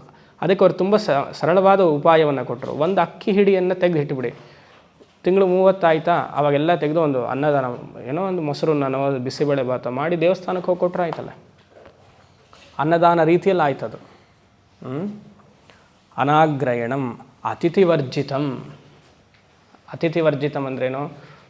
ಯಾವ ಅತಿಥಿಗಳು ಬಂದ್ರೂ ಅವ್ರನ್ನ ಆದರದಿಂದ ಸ್ವೀಕರಿಸಬೇಕು. ಬನ್ನಿ ಕೂತ್ಕೊಳ್ಳಿ ಅಂತ ಹೇಳಬೇಕು. ನೀವು ಟೈಮಿಗೆ ಮುಂಚೆನೇ ಬರಲಿಲ್ಲ, ಹೇಳಬೇಕಾಗಿತ್ತು ಐ ಆಮ್ ನಾಟ್ ಪ್ರೆಸೆಂಟಬಲ್ ಅಂತೆಲ್ಲ ಕೇಳಬಾರ್ದು ಅಲ್ವಾ. ನೀವು 6 ಗಂಟೆಗೆ ಬಂದರೆ ನಾನು ಮುಖ ತೊಳ್ಕೊಂಡು ಅಲಂಕಾರ ಮಾಡಿ ರೆಡಿಯಾಗಿರ್ತೀನಿ, 4:15ಗೆ ಬಂದರೆ ಎದ್ದಿರ್ತೀನಿ ಅಲ್ವಾ. ಹಾಗೆಲ್ಲ ಹೇಳೋದು. Any time 24/7 we have to welcome. ಇದು ಅಗ್ನಿಹೋತ್ರಗಳಿಗೆ ಅಂತಲ್ಲ, it is a normal human quality ಅಲ್ಲ, ಏನು ಮನುಷ್ಯನ ಒಂದು ಒಳ್ಳೆ ಗುಣ. ಯಾವ ಸಮಯದಲ್ಲೂ ಅತಿಥಿ ಬಂದರೂ ವೆಲ್ಕಮ್ ಮಾಡಬೇಕು. ಅಯ್ಯೋ ಬಂದ್ರಲ್ಲ, ಇವರು ಗಲೀಜು ಮಾಡ್ತಾರಲ್ಲ, ಬಾತ್ರೂಮ್ಗೆ ಹೋಗ್ತಾರಲ್ಲ ಅಂತ ಯೋಚನೆ ಮಾಡಬಾರ್ದು. ಕೆಲವ್ರ ಮನೇಲೆಲ್ಲ ಹಾಗಿರುತ್ತೆ, ಬಾತ್ರೂಮ್ ಚೆನ್ನಾಗಿ ಯೂಸ್ ಮಾಡಲ್ಲ, ಅವರು ಫ್ಲೆಶ್ ಮಾಡಲ್ಲ, ಇದೆಲ್ಲ ಬರುತ್ತೆ ನಮಗೆ ಇನ್ಫಾರ್ಮೇಷನ್. ಅದಕ್ಕೆ ಹೇಳ್ತಾ ಇರೋದು, ಅವ್ರು ಸರಿಯಾಗಿ ಫ್ಲೆಶ್ ಮಾಡಲ್ಲ ಸ್ವಾಮೀಜಿ, ಏನು ಮಾಡೋದು ಅಂತ. ಒಬ್ಬರು ಮನೆಗೆ ಒಂದು ವಿದ್ಯಾರ್ಥಿನ ಕಳಿಸಿದ್ದೆ, ಒಂದು 3 ದಿವಸ ಇಟ್ಕೊಳ್ಳಿಪ್ಪ ನೀವು ಹಾಗೆ ಅಂತ. ಹೋಗಾದ್ಮೇಲೆ ನೆಕ್ಸ್ಟ್ ವಾರ ನಾನು ಬಂದು ಕಂಪ್ಲೇಂಟ್, ಸರಿಯಾಗಿ ಫ್ಲೆಶ್ಶೇ ಮಾಡಲ್ಲ ಸ್ವಾಮೀಜಿ. ಹೇಳಬಾರ್ದ ನೀವು? ನಾನು ಅದಲ್ಲಿ ನಮ್ಗೆ ಹೇಗೆ ಗೊತ್ತಾಗುತ್ತೆ?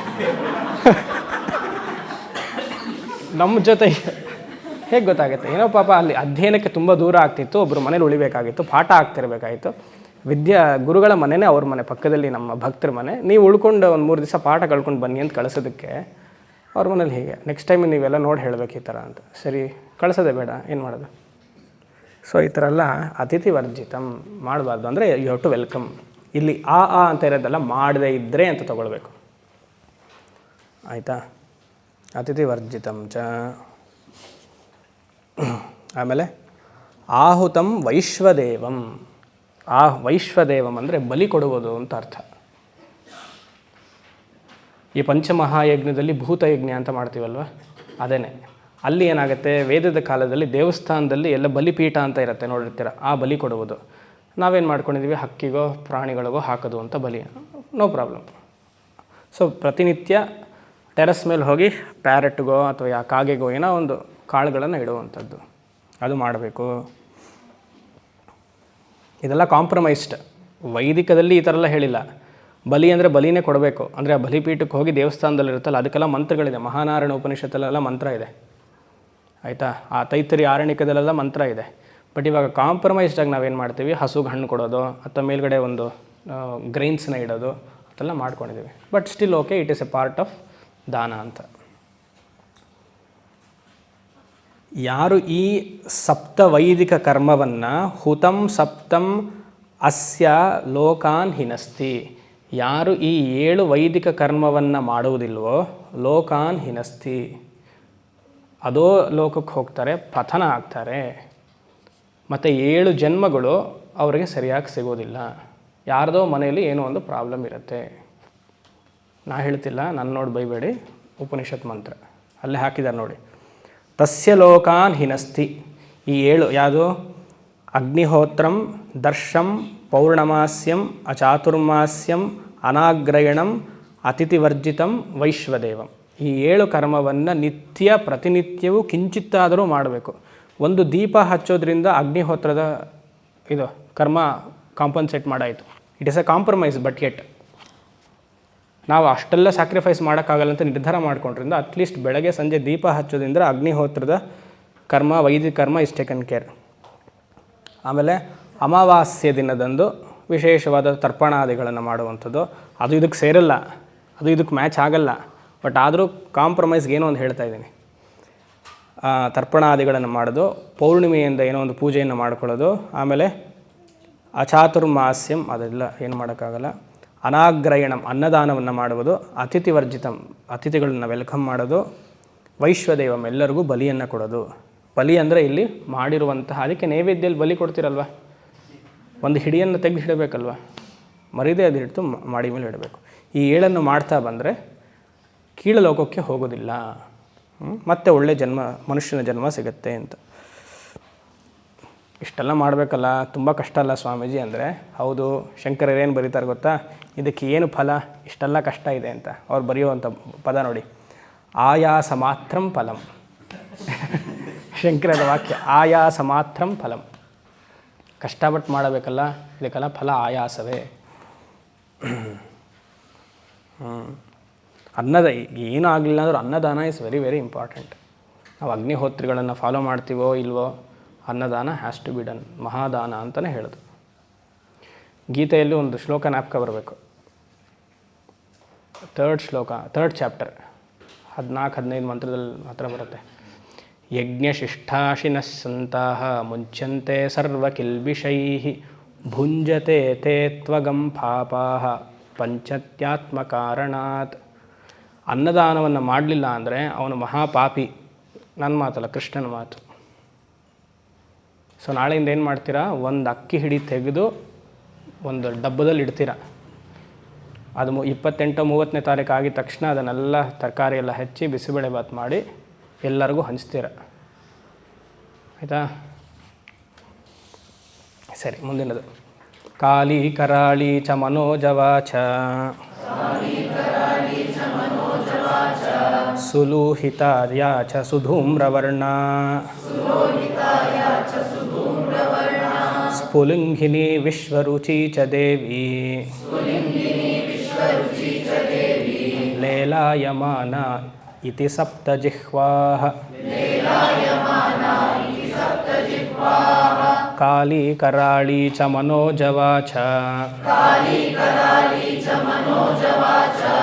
ಸುಲೋಹಿತಾಯ ಚ ಸುಧೂಮ್ರವರ್ಣ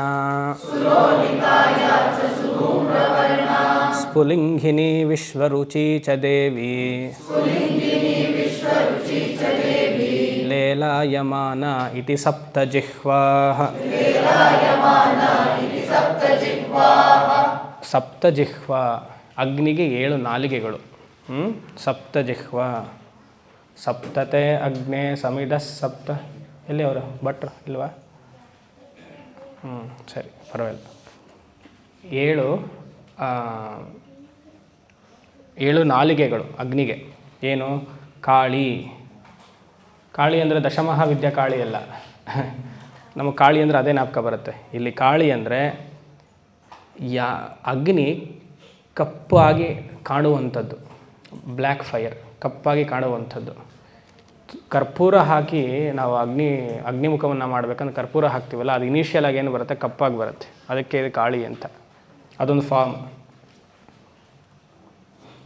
ಕಾಳಿ. ಕರಾಳಿ ಅಂದರೆ ಉಷ್ಣವಾಗಿ, ತೀಕ್ಷ್ಣವಾಗಿ ಉಷ್ಣವಾಗಿರುವಂತಹ ಜ್ವಾಲೆ. ಕರಾಳಿ ಅಂದರೆ ಹಾಟ್ ಫೈರ್, ತೀಕ್ಷ್ಣವಾಗಿರುವಂತಹ ಅಗ್ನಿಯ ಇನ್ನೊಂದು ನಾಲಿಗೆ. ಅಥವಾ ನಾಲಿಗೆ ಅಂದರೆ ಇಲ್ಲಿ ಫಾರ್ಮ್ ಅಂತ ಅರ್ಥ. ಕಾಳಿ ಕರಾಳಿ ಚ ಅಂದರೆ ಆ್ಯಂಡ್, ಮತ್ತು ಮನೋಜವ. ಮನೋಜವ. ಜವ ಅಂದರೆ ಫಾಸ್ಟಾಗಿ ಹೋಗುವುದು. ಮನೋಜವ ಅಂದರೆ ಬೇಗನೆ ಜ್ವಲನೆ ಆಗ್ತಿರೋದು. ಬೇಗ ಜ್ವಲನೆ ಆಗುವಂಥದ್ದು. ಆಜ್ಯವನ್ನು ಹಾಕಿದಾಗ ಎಷ್ಟು ಬೇಗ ಜ್ವಲನೆ ಆಗುತ್ತೆ, ಅದಕ್ಕೆ ಮನೋಜವ ಅಂತ. ಅದೊಂದು ಅಗ್ನಿಯ ಫಾರ್ಮ್. ಸ್ಫುಲಿಂಗಿನಿ ಸುಲೋಹಿತ. ಲೋಹಿತ, ಸುಲೋಹಿತ. ಲೋಹಿತ ಅಂದರೆ ತಾಮ್ರದ ಬಣ್ಣ ಇರುವಂಥದ್ದು, ಆರೆಂಜ್ ಕಲರ್. ಅದೇ ಬೆಸ್ಟ್ ಅಗ್ನಿ ಅಂತ ಹೇಳ್ತಾರೆ ಶಾಸ್ತ್ರದಲ್ಲಿ. ಹೋಮ ಮಾಡ್ತಿರ್ಬೇಕಂದ್ರೆ ಆರೆಂಜ್ ಎಷ್ಟು ಅಗ್ನಿ ಕಾಣಿಸುತ್ತೋ ಅದು ಹೋಮ ಚೆನ್ನಾಗಿ ಆಗ್ತಿದೆ ಅಂತ ಅರ್ಥ. ಕಪ್ಪುಗೆಲ್ಲ ಬಂದರೆ ಅದಕ್ಕೆಲ್ಲ ಒಂದೊಂದು ಥರ ಪ್ರಯೋಗಗಳಿದೆ, ಒಂದೊಂದು ಥರ ಫಲ ಹೇಳಿದ್ದಾರೆ. ಅದು ನಿಷ್ಫಲ, ಅದು ದೃಷ್ಟಿ ಜಾಸ್ತಿ ಆಗಿದೆ, ಏನೋ ಒಂಥರಲ್ಲ ಹೀಗೆ ಹೇಳ್ತಾರೆ. ಜಾಸ್ತಿ ಹೊಗೆ ಬಂದರೆ, ಕಪ್ಪು ಕಲರ್ ಬಂದರೆ. ಸುಲೋಹಿತ ಇಲ್ಲಿ ಹೇಳ್ತಿಲ್ಲ ಆ ಮಂತ್ರವನ್ನು. ಇವಾಗ ನಾ ಹೇಳಿದ್ನಲ್ಲ ಆ ಮಾತು, ಇಲ್ಲಿ ಹೇಳಿಲ್ಲ, ಬೇರೆ ಕಡೆ. I am just borrowing it. ಸುಲೋಹಿತ. ಧೂಮ್ರವರ್ಣ, ಹೊಗೆ, ಜಾಸ್ತಿ ಹೊಗೆ ಬರುವಂಥದ್ದು, ಇನ್ನೊಂದು ಮುಖ ಅಗ್ನಿದು. ಸ್ಫುಲಿಂಗಿನಿ, ಕಿಡಿಗಳು ಬರುವಂಥದ್ದು ಅಗ್ನಿಯಿಂದ, ಸ್ಪಾರ್ಕ್ಸ್ ಕಮ್ಮಿಂಗ್ ಔಟ್. ಸ್ಫುಲಿಂಗಿನಿ.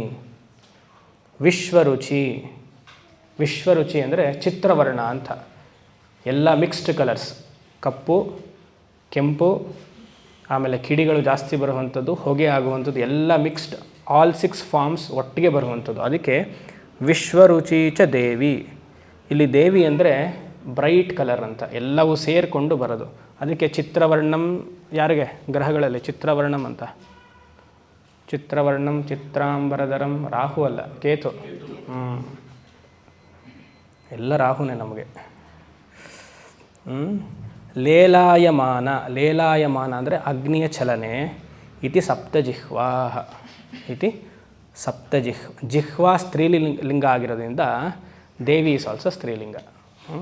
ಸರಿ, ಅಷ್ಟೇ. ಇದಕ್ಕೆ ಶಂಕರರ ಭಾಷ್ಯನೂ ಇಲ್ಲ, ಇದಕ್ಕೆ ಅರ್ಥನೂ ಇಲ್ಲ. ಡಿಫ್ರೆಂಟ್ ಫಾರ್ಮ್ಸ್ ಆಫ್ ಅಗ್ನಿ ಅಂತ ಹೇಳ್ತಿದ್ದಾರೆ ಅಷ್ಟೆ. ಅಲ್ಲಿ ಯಾಗವನ್ನು ಮಾಡ್ತಿದ್ದಾಗ ಹೇಗೆ ಏನೆಲ್ಲ ಹೊಗೆಗಳು ಕಾಣಿಸುತ್ತೋ ಆ ಧೂಮ್ರವರ್ಣ ಹೇಗೆಲ್ಲ ಬರುತ್ತೋ ಅದನ್ನೊಂದು ಭಾವನೆ ರೀತಿಯಲ್ಲಿ ಹೇಳ್ತಿದ್ದಾರೆ. ಇದರಲ್ಲಿ ಯಾವ ತತ್ವವೂ ಇಲ್ಲ, ಜಸ್ಟ್ ಇನ್ಫಾರ್ಮೇಷನ್ ತಿಳ್ಕೊಳ್ಬೇಕು. ನೆಕ್ಸ್ಟ್, ಏತೇಷು ಯಶ್ಚರತೆ ಭ್ರಾಜಮಾನೇಷು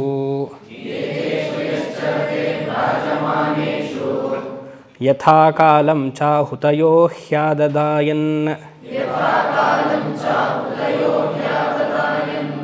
ತಂ ನಯಂತೇತ್ಯ ಸೂರ್ಯಸ್ಯ ರಶ್ಮಯಃ ಯತ್ರ ದೇವಾನಾಂ ಪತಿರೇಕೋಧಿವಾಸಃ.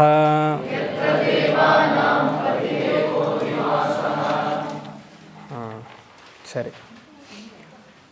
ಯಹ ಆಚರತೆ ಯಥಾ ಕಾಲಂ ಆಹುತಯಃ ಹ್ಯಾದದಾಯನ್, ಅದೇ ಮೇನ್ ಸೆಂಟೆನ್ಸ್.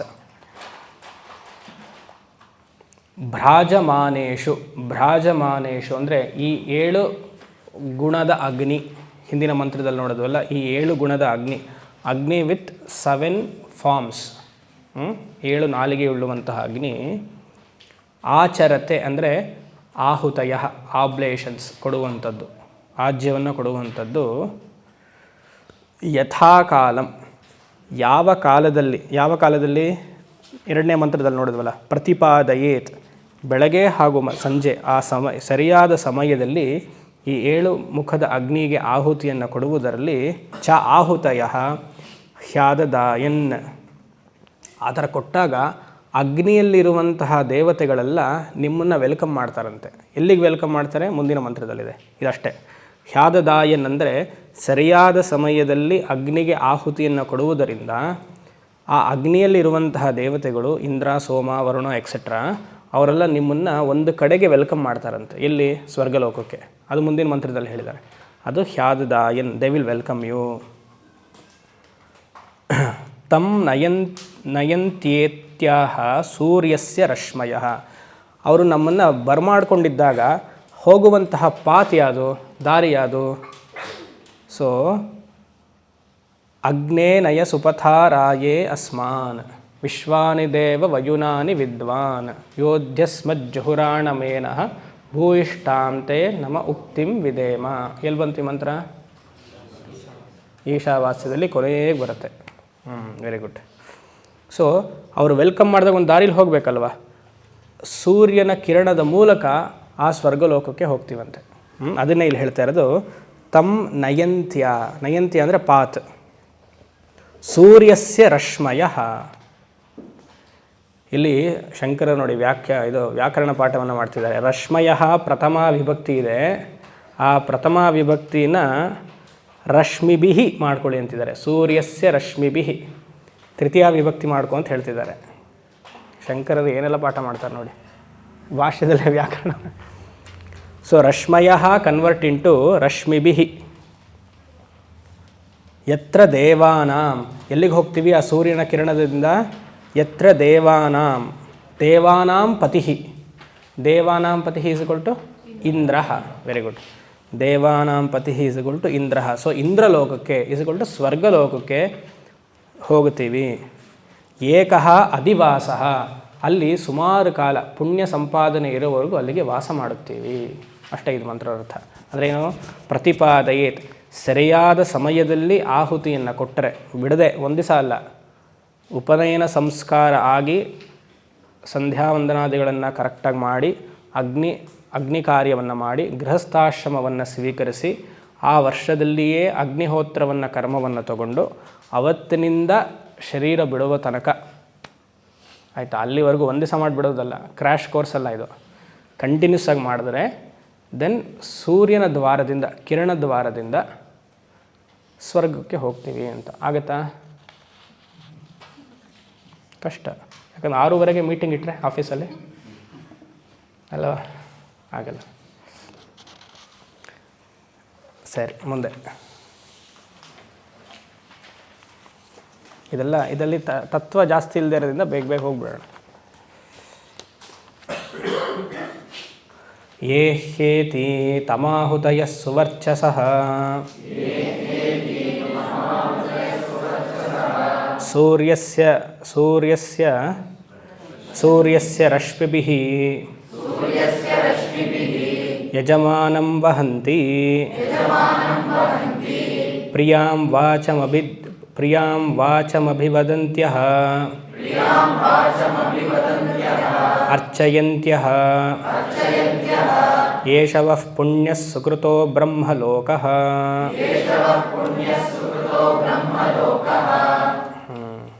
Very good. ಏಹ್ಯೇತಿ, ವೆಲ್ಕಮ್ ಅಂತಿದ್ದಾರೆ ಎಲ್ಲರೂ. ಏಹ್ಯೇತಿ ಅಂದರೆ ಯು ಪ್ಲೀಸ್ ಕಮ್, ಎಲ್ಲರೂ ಬನ್ನಿ, ಬರಮಾಡ್ಕೊಳ್ತಿದ್ದಾರೆ. ಎಲ್ಲ ಸ್ವರ್ಗಾದಿ ದೇವತೆಗಳು ಮಾಡಿರುವಂಥ ಆಹುತಿಯನ್ನು ಒಪ್ಪಿಸ್ಕೊಂಡು ಸಂತೋಷವಾಗಿದ್ದಾರೆ. ಏಹ್ಯೇತಿ ಸುವರ್ಚಸಃ ತಮಾಹುತಯಃ, ಯಾವ ಆಹುತಿಗಳನ್ನು ನಾವು ಕೊಟ್ವಿ ಅದೇನಾಗಿದೆ, it has become excellent offerings. ಇವಾಗ ಸೂರ್ಯಸ್ಯ ರಶ್ಮಿಭಿಃ ಯಜಮಾನಂ ವಹಂತಿ, ಸೂರ್ಯನ ಕಿರಣದ ಮೂಲಕ, ಪಾತೇನೋ ಸೂರ್ಯನ ಕಿರಣ ಬರುತ್ತಲ್ಲ, ರಶ್ಮಿವಂತಂ ಸಮುದ್ಯಂತಂ ದೇವಾಸುರ ನಮಸ್ಕೃತಂ. ರಶ್ಮಿವಂತಂ ಅಂದರೆ ಕಿರಣಗಳು. ಆ ಕಿರಣದ ಮೂಲಕ ನಾವು ಅದು ಹೋಗ್ತಾ ಇದ್ದೀವಿ ಅಂತೆ. ಅಗ್ನೇಯ ಸುಪಥ ರಾಯೇ ಅಸ್ಮಾನ್, ಇದೆಲ್ಲ ಭಾವನಾ, ಇದಕ್ಕೇನು ಪ್ರೂಫ್ ಇಲ್ಲ. ವೇದ ಹೇಳ್ತಿದ್ದೆ, ಒಪ್ಕೊಳ್ಬೇಕಷ್ಟೆ. ರಶ್ಮಿಭಿಃ ಯಜಮಾನಂ ವಹಂತಿ, ಯಾವ ಆಹುತಿಯನ್ನು ಸರಿಯಾದ ಸಮಯದಕ್ಕೆ ಕೊಟ್ವಿ ಆಗ ದೇವತೆಗಳೆಲ್ಲ ನಮ್ಮನ್ನು ಬರಮಾಡಿಕೊಂಡು ಇದೆಲ್ಲ ತುಂಬ ಒಳ್ಳೆ ಆಹುತಿ ಅಂತ ಖುಷಿ ಪಡ್ತಿದ್ದಾರಂತೆ ದೇವತೆಗಳ ಮಾಡಿಕೊಂಡು. ಪ್ರಿಯಾಂ, ಅವರು ಪ್ರಿಯವಾಗಿ ನಿಮ್ಮ ಹತ್ರ ಮಾತಾಡ್ತಿದ್ದಾರೆ ದೇವತೆಗಳೆಲ್ಲ. ಅಂದ್ಕೊಳ್ಳಿ, ರಂಭೆ ಊರ್ವಶಿ ಮೇನಕೆ ಅಂತೆಲ್ಲ ಹಾಕೊಳ್ಳಿ. ಅಲ್ಲಿ ದೇವತೆಗಳು ಯಾರು? ದೇ ಆರ್ ಆಲ್ ಏನು ಗಾರ್ಡಿಯನ್ಸ್. ಕಠೋಪನಿಷದಲ್ಲಿ ನೋಡಿದ್ದೀನಿ, ಜ್ಞಾಪಕ ಇದೆಯಾ? ಯಮ ನಚಿಕೇತ ಕೊಟ್ಟಾಗ ರಂಭೆ ಊರ್ವಶಿನೆಲ್ಲ ನಿಮ್ಮ ಮನೆಗೆ ಪಾತ್ರೆ ತುಳಿಯೋ ಕಳಿಸ್ತೀನಿ ಅಂದ ಯಮ. ಇಮ ರಾಮ ಸುರತಾ ಸತೂರ್ಯಾಹ ಎಲ್ಲ. ಅದಕ್ಕೆ ನಚಿಕೇತಸ್ ಏನು ಹೇಳಿದ್ದು? ನಿನ್ನ ಮನೆಯಲ್ಲೇ ಪಾತ್ರೆ ತುಳ್ಕೊ ಅಂದ. ತವೈವಾಹ ತವ ನೃತ್ಯ ಗೀತೆ ಎಲ್ಲ ಕಳಿಸ್ತೀನಿ, ಒಳ್ಳೆ ರಂಭ ಊರ್ವಶಿ ಎಲ್ಲ ಡ್ಯಾನ್ಸ್ ಮಾಡೋಕ್ಕೆ ಕಳಿಸ್ತೀನಿ. ವೇದಾಂತ ಮಾತ್ರ ಕೇಳಬೇಡ, ಅಹಂ ಬ್ರಹ್ಮಾಸ್ಮಿ ಮಾತ್ರ ಕೇಳಬೇಡ. ನಿನಗೆ ಏನು ಎಷ್ಟು ಲ್ಯಾಂಡ್ ಬೇಕು, ಹಾಸನ್ ಪೂರ್ತಿ ದೇವೇಗೌಡರದೇ ಆಗಿದೆ, ಅವಾಗೆಲ್ಲ ಕೊಡ್ತೀನಿ ಅಂತೆಲ್ಲ ಆಯಿತು. ಆಯಿತಾ? ಇಡೀ ಪೂರ್ತಿ ಲ್ಯಾಂಡ್ ಕೊಡ್ತೀನಿ. ಅದಕ್ಕೆ ಒಂದು ಭೂಮೇರ್ ಮಹದಾಯತನಂ ವೃಣೀಶ್ವ ವಿತ್ತಂ ವೃಣೀಶ್ವ, ಮತ್ತು ಇದು ಎಷ್ಟು ಜನ್ಮ ಬೇಕಾದರೂ ಕೊಡ್ತೀನಿ ಅಂತ, ಅಂದರೆ ಎಷ್ಟು ಇಚ್ಛಾಮರಣ. ಹಾಂ, ಏನು ಬೇಡ, ರಂಭೆ ಊರ್ವಶಿ ಎಲ್ಲರನ್ನೂ ಕಳಿಸ್ತೀನಿ. 11 ವಯಸ್ಸಿದ ನಚಿಕೇತಸ್ಗೆ ಎಲ್ಲವನ್ನು ಕೊಡ್ತೀನಿ. ನಾವು ಬಿಡ್ತಿದ್ವಾ? ನಾವು ಒಂದು ಲ್ಯಾಂಡ್ ಸಿಕ್ಕಿದ್ರೆ ಸಾಕು ಸ್ವಾಮೀಜಿ. ಬ್ಯಾಂಗ್ಳೂರಲ್ಲಿ ಕಷ್ಟಪಡ್ತಿದ್ದೀವಿ, ಅಪಾರ್ಟ್ಮೆಂಟಲ್ಲಿ ನಮ್ಗೆ ಆಗ್ತಾಯಿಲ್ಲ, ಒಂದು ಲ್ಯಾಂಡ್ ಬೇಕು. ಅದಕ್ಕೆ ನಚಿಕೇತ ಸೂತ್ರ ತವೈವಾಹ ತವ ನೃತ್ಯ ಗೀತೆ, ನೀನೇ ಇಟ್ಕೊಂಡು ಡ್ಯಾನ್ಸ್ ಮಾಡು ಅಂತಂದೆ. ಯೋಚನೆ ಮಾಡಿ. ಸೊ ಹಾಗೆ ಇಲ್ಲಿ ಪ್ರಿಯಾಂ, ಎಲ್ಲರೂ ಅಲ್ಲಿ ದೇವತೆಗಳಿರುವಂಥ ಎಲ್ಲ ಗಣಗಳು ತುಂಬ ಸ್ವೀಟಾಗಿ ಮಾತಾಡ್ತಿದ್ದಾರಂತೆ. ಯಾರಿಗೆ? ಅಗ್ನಿಹೋತ್ರಿ ಯಾರು ಮಾಡಿದಾನಲ್ವ, ಸ್ವರ್ಗಕ್ಕೆ ಹೋಗಿದ್ದಾನಲ್ವ ಅವನಿಗೆ. ವಾಚಾಂ ಅಭಿವದಂತಿ, ಪಾದಪೂಜೆಯನ್ನು ಮಾಡಿ ಒಳ್ಳೆ ಮಾತುವನ್ನಾಡಿ ಬರಮಾಡ್ಕೊಳ್ತಿದ್ದಾರೆ. ಯಹ ಅರ್ಚಯಂತಹ ಯೇಷವಃ ಪುಣ್ಯ ಸುಕೃತಸ್ಯ ಬ್ರಹ್ಮಲೋಕ. ಬ್ರಹ್ಮಲೋಕ ಅಂದರೆ ಇಲ್ಲಿ ಸ್ವರ್ಗಲೋಕ, ಇದು ನಿನ್ನ ಬ್ರಹ್ಮಲೋಕ. ಇಲ್ಲಿ ನೀನು ಮಾಡುವಂತಹ ಪುಣ್ಯ ಎಷ್ಟೆಲ್ಲ ಸಂಪಾದನೆ ಮಾಡಿದ್ದಿಲ್ಲ, ಅಲ್ಲಿವರೆಗೂ ನೀನಲ್ಲೇ ಶಾಶ್ವತವಾಗಿ ಈ ರೂಮಲ್ಲೇ ವಿತ್ ಕಂಫರ್ಟಬಲ್ ಆಗಿ ಆರಾಮಾಗಿರು. ಅದೇ ಇದೆ ನಮ್ಮ ಯಾವ ಏರ್ಲೈನ್ಸ್ ಅದು? ದುಬೈ ಏರ್ಲೈನ್ಸ್, ಎಮಿರೇಟ್ಸಲ್ಲಿ ಹೋದಾಗೆ. ಎಮಿರೇಟ್ಸ್ಗೆ ಹೋದಾಗ ಎಷ್ಟು ಕಂಫರ್ಟಬಲ್ ಆಗಿರುತ್ತೆ ನಮಗೆ ಬಿಸ್ನೆಸ್ ಕ್ಲಾಸ್ಗೆ ಹೋದಾಗ. ಆಯಿತಾ? ಆ ಥರ ಕಂಫರ್ಟಬಲ್ ಆಗಿ ದೇವತಾ ಲೋಕದಲ್ಲಿ ಎಲ್ಲರೂ ವೆಲ್ಕಮ್ ಮಾಡ್ತಿದ್ದಾರೆ ಅಂತ ಅಷ್ಟೆ. ಪ್ರಿಯಾಮ್ is equal to air hostesses ಅಂತ ಹಾಕೊಳ್ಬೇಕು ನೀವು. ಹೇಗೆ ನಿಮ್ಮನ್ನ ಪ್ಲೀಸ್ ವೆಲ್ಕಮ್ ಥ್ಯಾಂಕ್ ಯು ಅಂತ ಹೇಗೆ ಏರ್ ಹೋಸ್ಟರ್ಸ್ ಕರೀತಾರೋ ಹಾಗೆ ಎಲ್ಲ ದೇವತೆಗಳು ಕರೀತಾ ಇದ್ದಾರೆ. ಯಾಕಂದರೆ ಅವ್ರಿಗೆಲ್ಲ ಆಫರ್ ಮಾಡಿದ್ದೀರಾ ನೀವು ಅಂದರೆ ಅಗ್ನಿಹೋತ್ರಗಳು ಚೆನ್ನಾಗಿ ಪ್ರತಿನಿತ್ಯ ಶುದ್ಧವಾದ ದೇಸಿ ಹಸುವಿನಿಂದ ಮಾಡಿರುವಂತಹ ತುಪ್ಪವನ್ನು ಮಾಡಿ ಅದನ್ನು ಸೂರ್ಯನಿಗೆ ತೋರಿಸಿ ಶುದ್ಧವನ್ನು ಮಾಡಿ ಆಮೇಲೆ ಆಹುತಿಯನ್ನು ಕೊಟ್ಟಿದ್ದೀರಾ. ಸೊ ಅವ್ರಿಗೆ ಸಂತೋಷ ಅಲ್ವಾ? ಪರಸ್ಪರಂ ಭಾವಯಂತಹ ಶ್ರೇಯಃ ಪರಮವಾಪ್ಸ್ಯತ. ದೇವತೆಗಳಿಗೆ ಎಷ್ಟು ತೃಪ್ತಿ ಮಾಡ್ತೀರೋ ಅವ್ರು ನಿಮ್ಗೆ ಆಶೀರ್ವಾದವನ್ನು ಮಾಡ್ತಾರೆ. ಅದೇ ಇಲ್ಲಿ ಹೇಳ್ತಾ ಇರೋದು. ಸರಿ, ಮುಗಿಸ್ಬಿಟ್ವಿ. ಇಲ್ಲಿವರೆಗೂ ಕರ್ಮಕಾಂಡ ಮುಗೀತು, ನಮ್ಮ ಪೋರ್ಷನ್ ಮುಗೀತು. ಇನ್ನು ಮೇಲೆ ಕರ್ಮಕಾಂಡದ ನಿಂದ. ಕರ್ಮಕಾಂಡದ ಇಲ್ಲಿ ಕಾಯ್ತಾ ಇದೆ ಇದು ಪೋರ್ಷನ್ ಬರಬೇಕು ಅಂತ, ಅದಕ್ಕೆ ಬೇಗ ಬೇಗ. ಇನ್ಮೇಲೆ ಕರ್ಮಕಾಂಡ ಅನಿತ್ಯ. ಯಾರು ಬುದ್ಧಿವಂತರಿರ್ತಾರೋ ಕರ್ಮಕ್ಕೆ ಅಂಟುವುದಿಲ್ಲ. ಮುಂದಿನ ಮಂತ್ರಗಳೆಲ್ಲ ಹಾಗೆ. ಈ ಥರ ಹೇಳ್ತಿದ್ದಾಗಲೇ ಒಂದು ಶ್ಲೋಕ ಜ್ಞಾಪಕ ಬರಬೇಕು ಭಗವದ್ಗೀತೆಯಲ್ಲಿ. ನಿಮಗೆ ಬರುತ್ತೆ ಸ್ವಾಮೀಜಿ, ನಮಗೆ ಯಾವುದು ಬರಲ್ಲ. 5ನೇ ಅಧ್ಯಾಯದ ಒಂದು ಶ್ಲೋಕ ಜ್ಞಾಪಕ ಬರಬೇಕು. ಕೃಷ್ಣ ಒಳ್ಳೆ ಮಾತು ಹೇಳಿದ್ದಾನೆ. ಯೇ ಹಿ ಸಂಸ್ಪರ್ಶಜ ಭೋಗಾ ದುಃಖಯೋನಯ ಏವತೆ ಆದ್ಯಂತವಂತ ಕೌಂತೆಯ ನತೇಷು ರಮತೆ ಬುಧಃ. ಬುದ್ಧಿವಂತರು ಕರ್ಮ ಉಪಾಸನೆಯಲ್ಲಿ ಮನಸ್ಸನ್ನು ಹಾಕುವುದಿಲ್ಲ. ನತೇಷು ರಮತೆ ಬುಧಃ. ಯಾಕೆ? ಆದ್ಯಂತವಂತ ಕೌಂತೆಯ. ಅದು ಬರುತ್ತೆ ಹೋಗುತ್ತೆ, ದೇವತೆಗಳು ಚೇಂಜ್ ಆಗ್ತಿರ್ತಾರೆ. ಒಂದೊಂದು ಉಪಾಸನೆ ಆದಮೇಲೆ ಇನ್ನೊಂದು ಉಪಾಸನೆ ತೊಗೊಳ್ಬೇಕು ಅಂತ ಮನಸ್ಸು ಅನಿಸುತ್ತೆ. ಬುದ್ಧಿವಂತರು ಆ ಕಡೆ ಹೋಗೋದಿಲ್ಲ. ಇಷ್ಟು ನೋಡಿ ಸ್ತುತಿ ಮಾಡಿ ಆಯಿತು. ಈಗ ಖಂಡನೆ. ಆದ್ಯಂತವಂತ ಕೌಂತೆಯ ನತೇಷು ರಮತೆ ಬುಧಃ.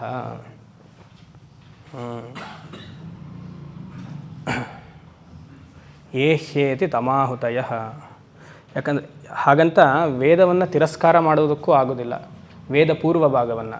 ಯಾಕಂದರೆ ಇದೆಲ್ಲ ಗೀತೆಯಲ್ಲಿ ವೇದ ಪೂರ್ವ ಭಾಗವನ್ನು ಉತ್ಕೃಷ್ಟವಾಗಿ ಹೋಲಿಕೆಯೂ ಮಾಡಲಾಗಿದೆ, ಸ್ತುತಿಯೂ ಮಾಡಲಾಗಿದೆ.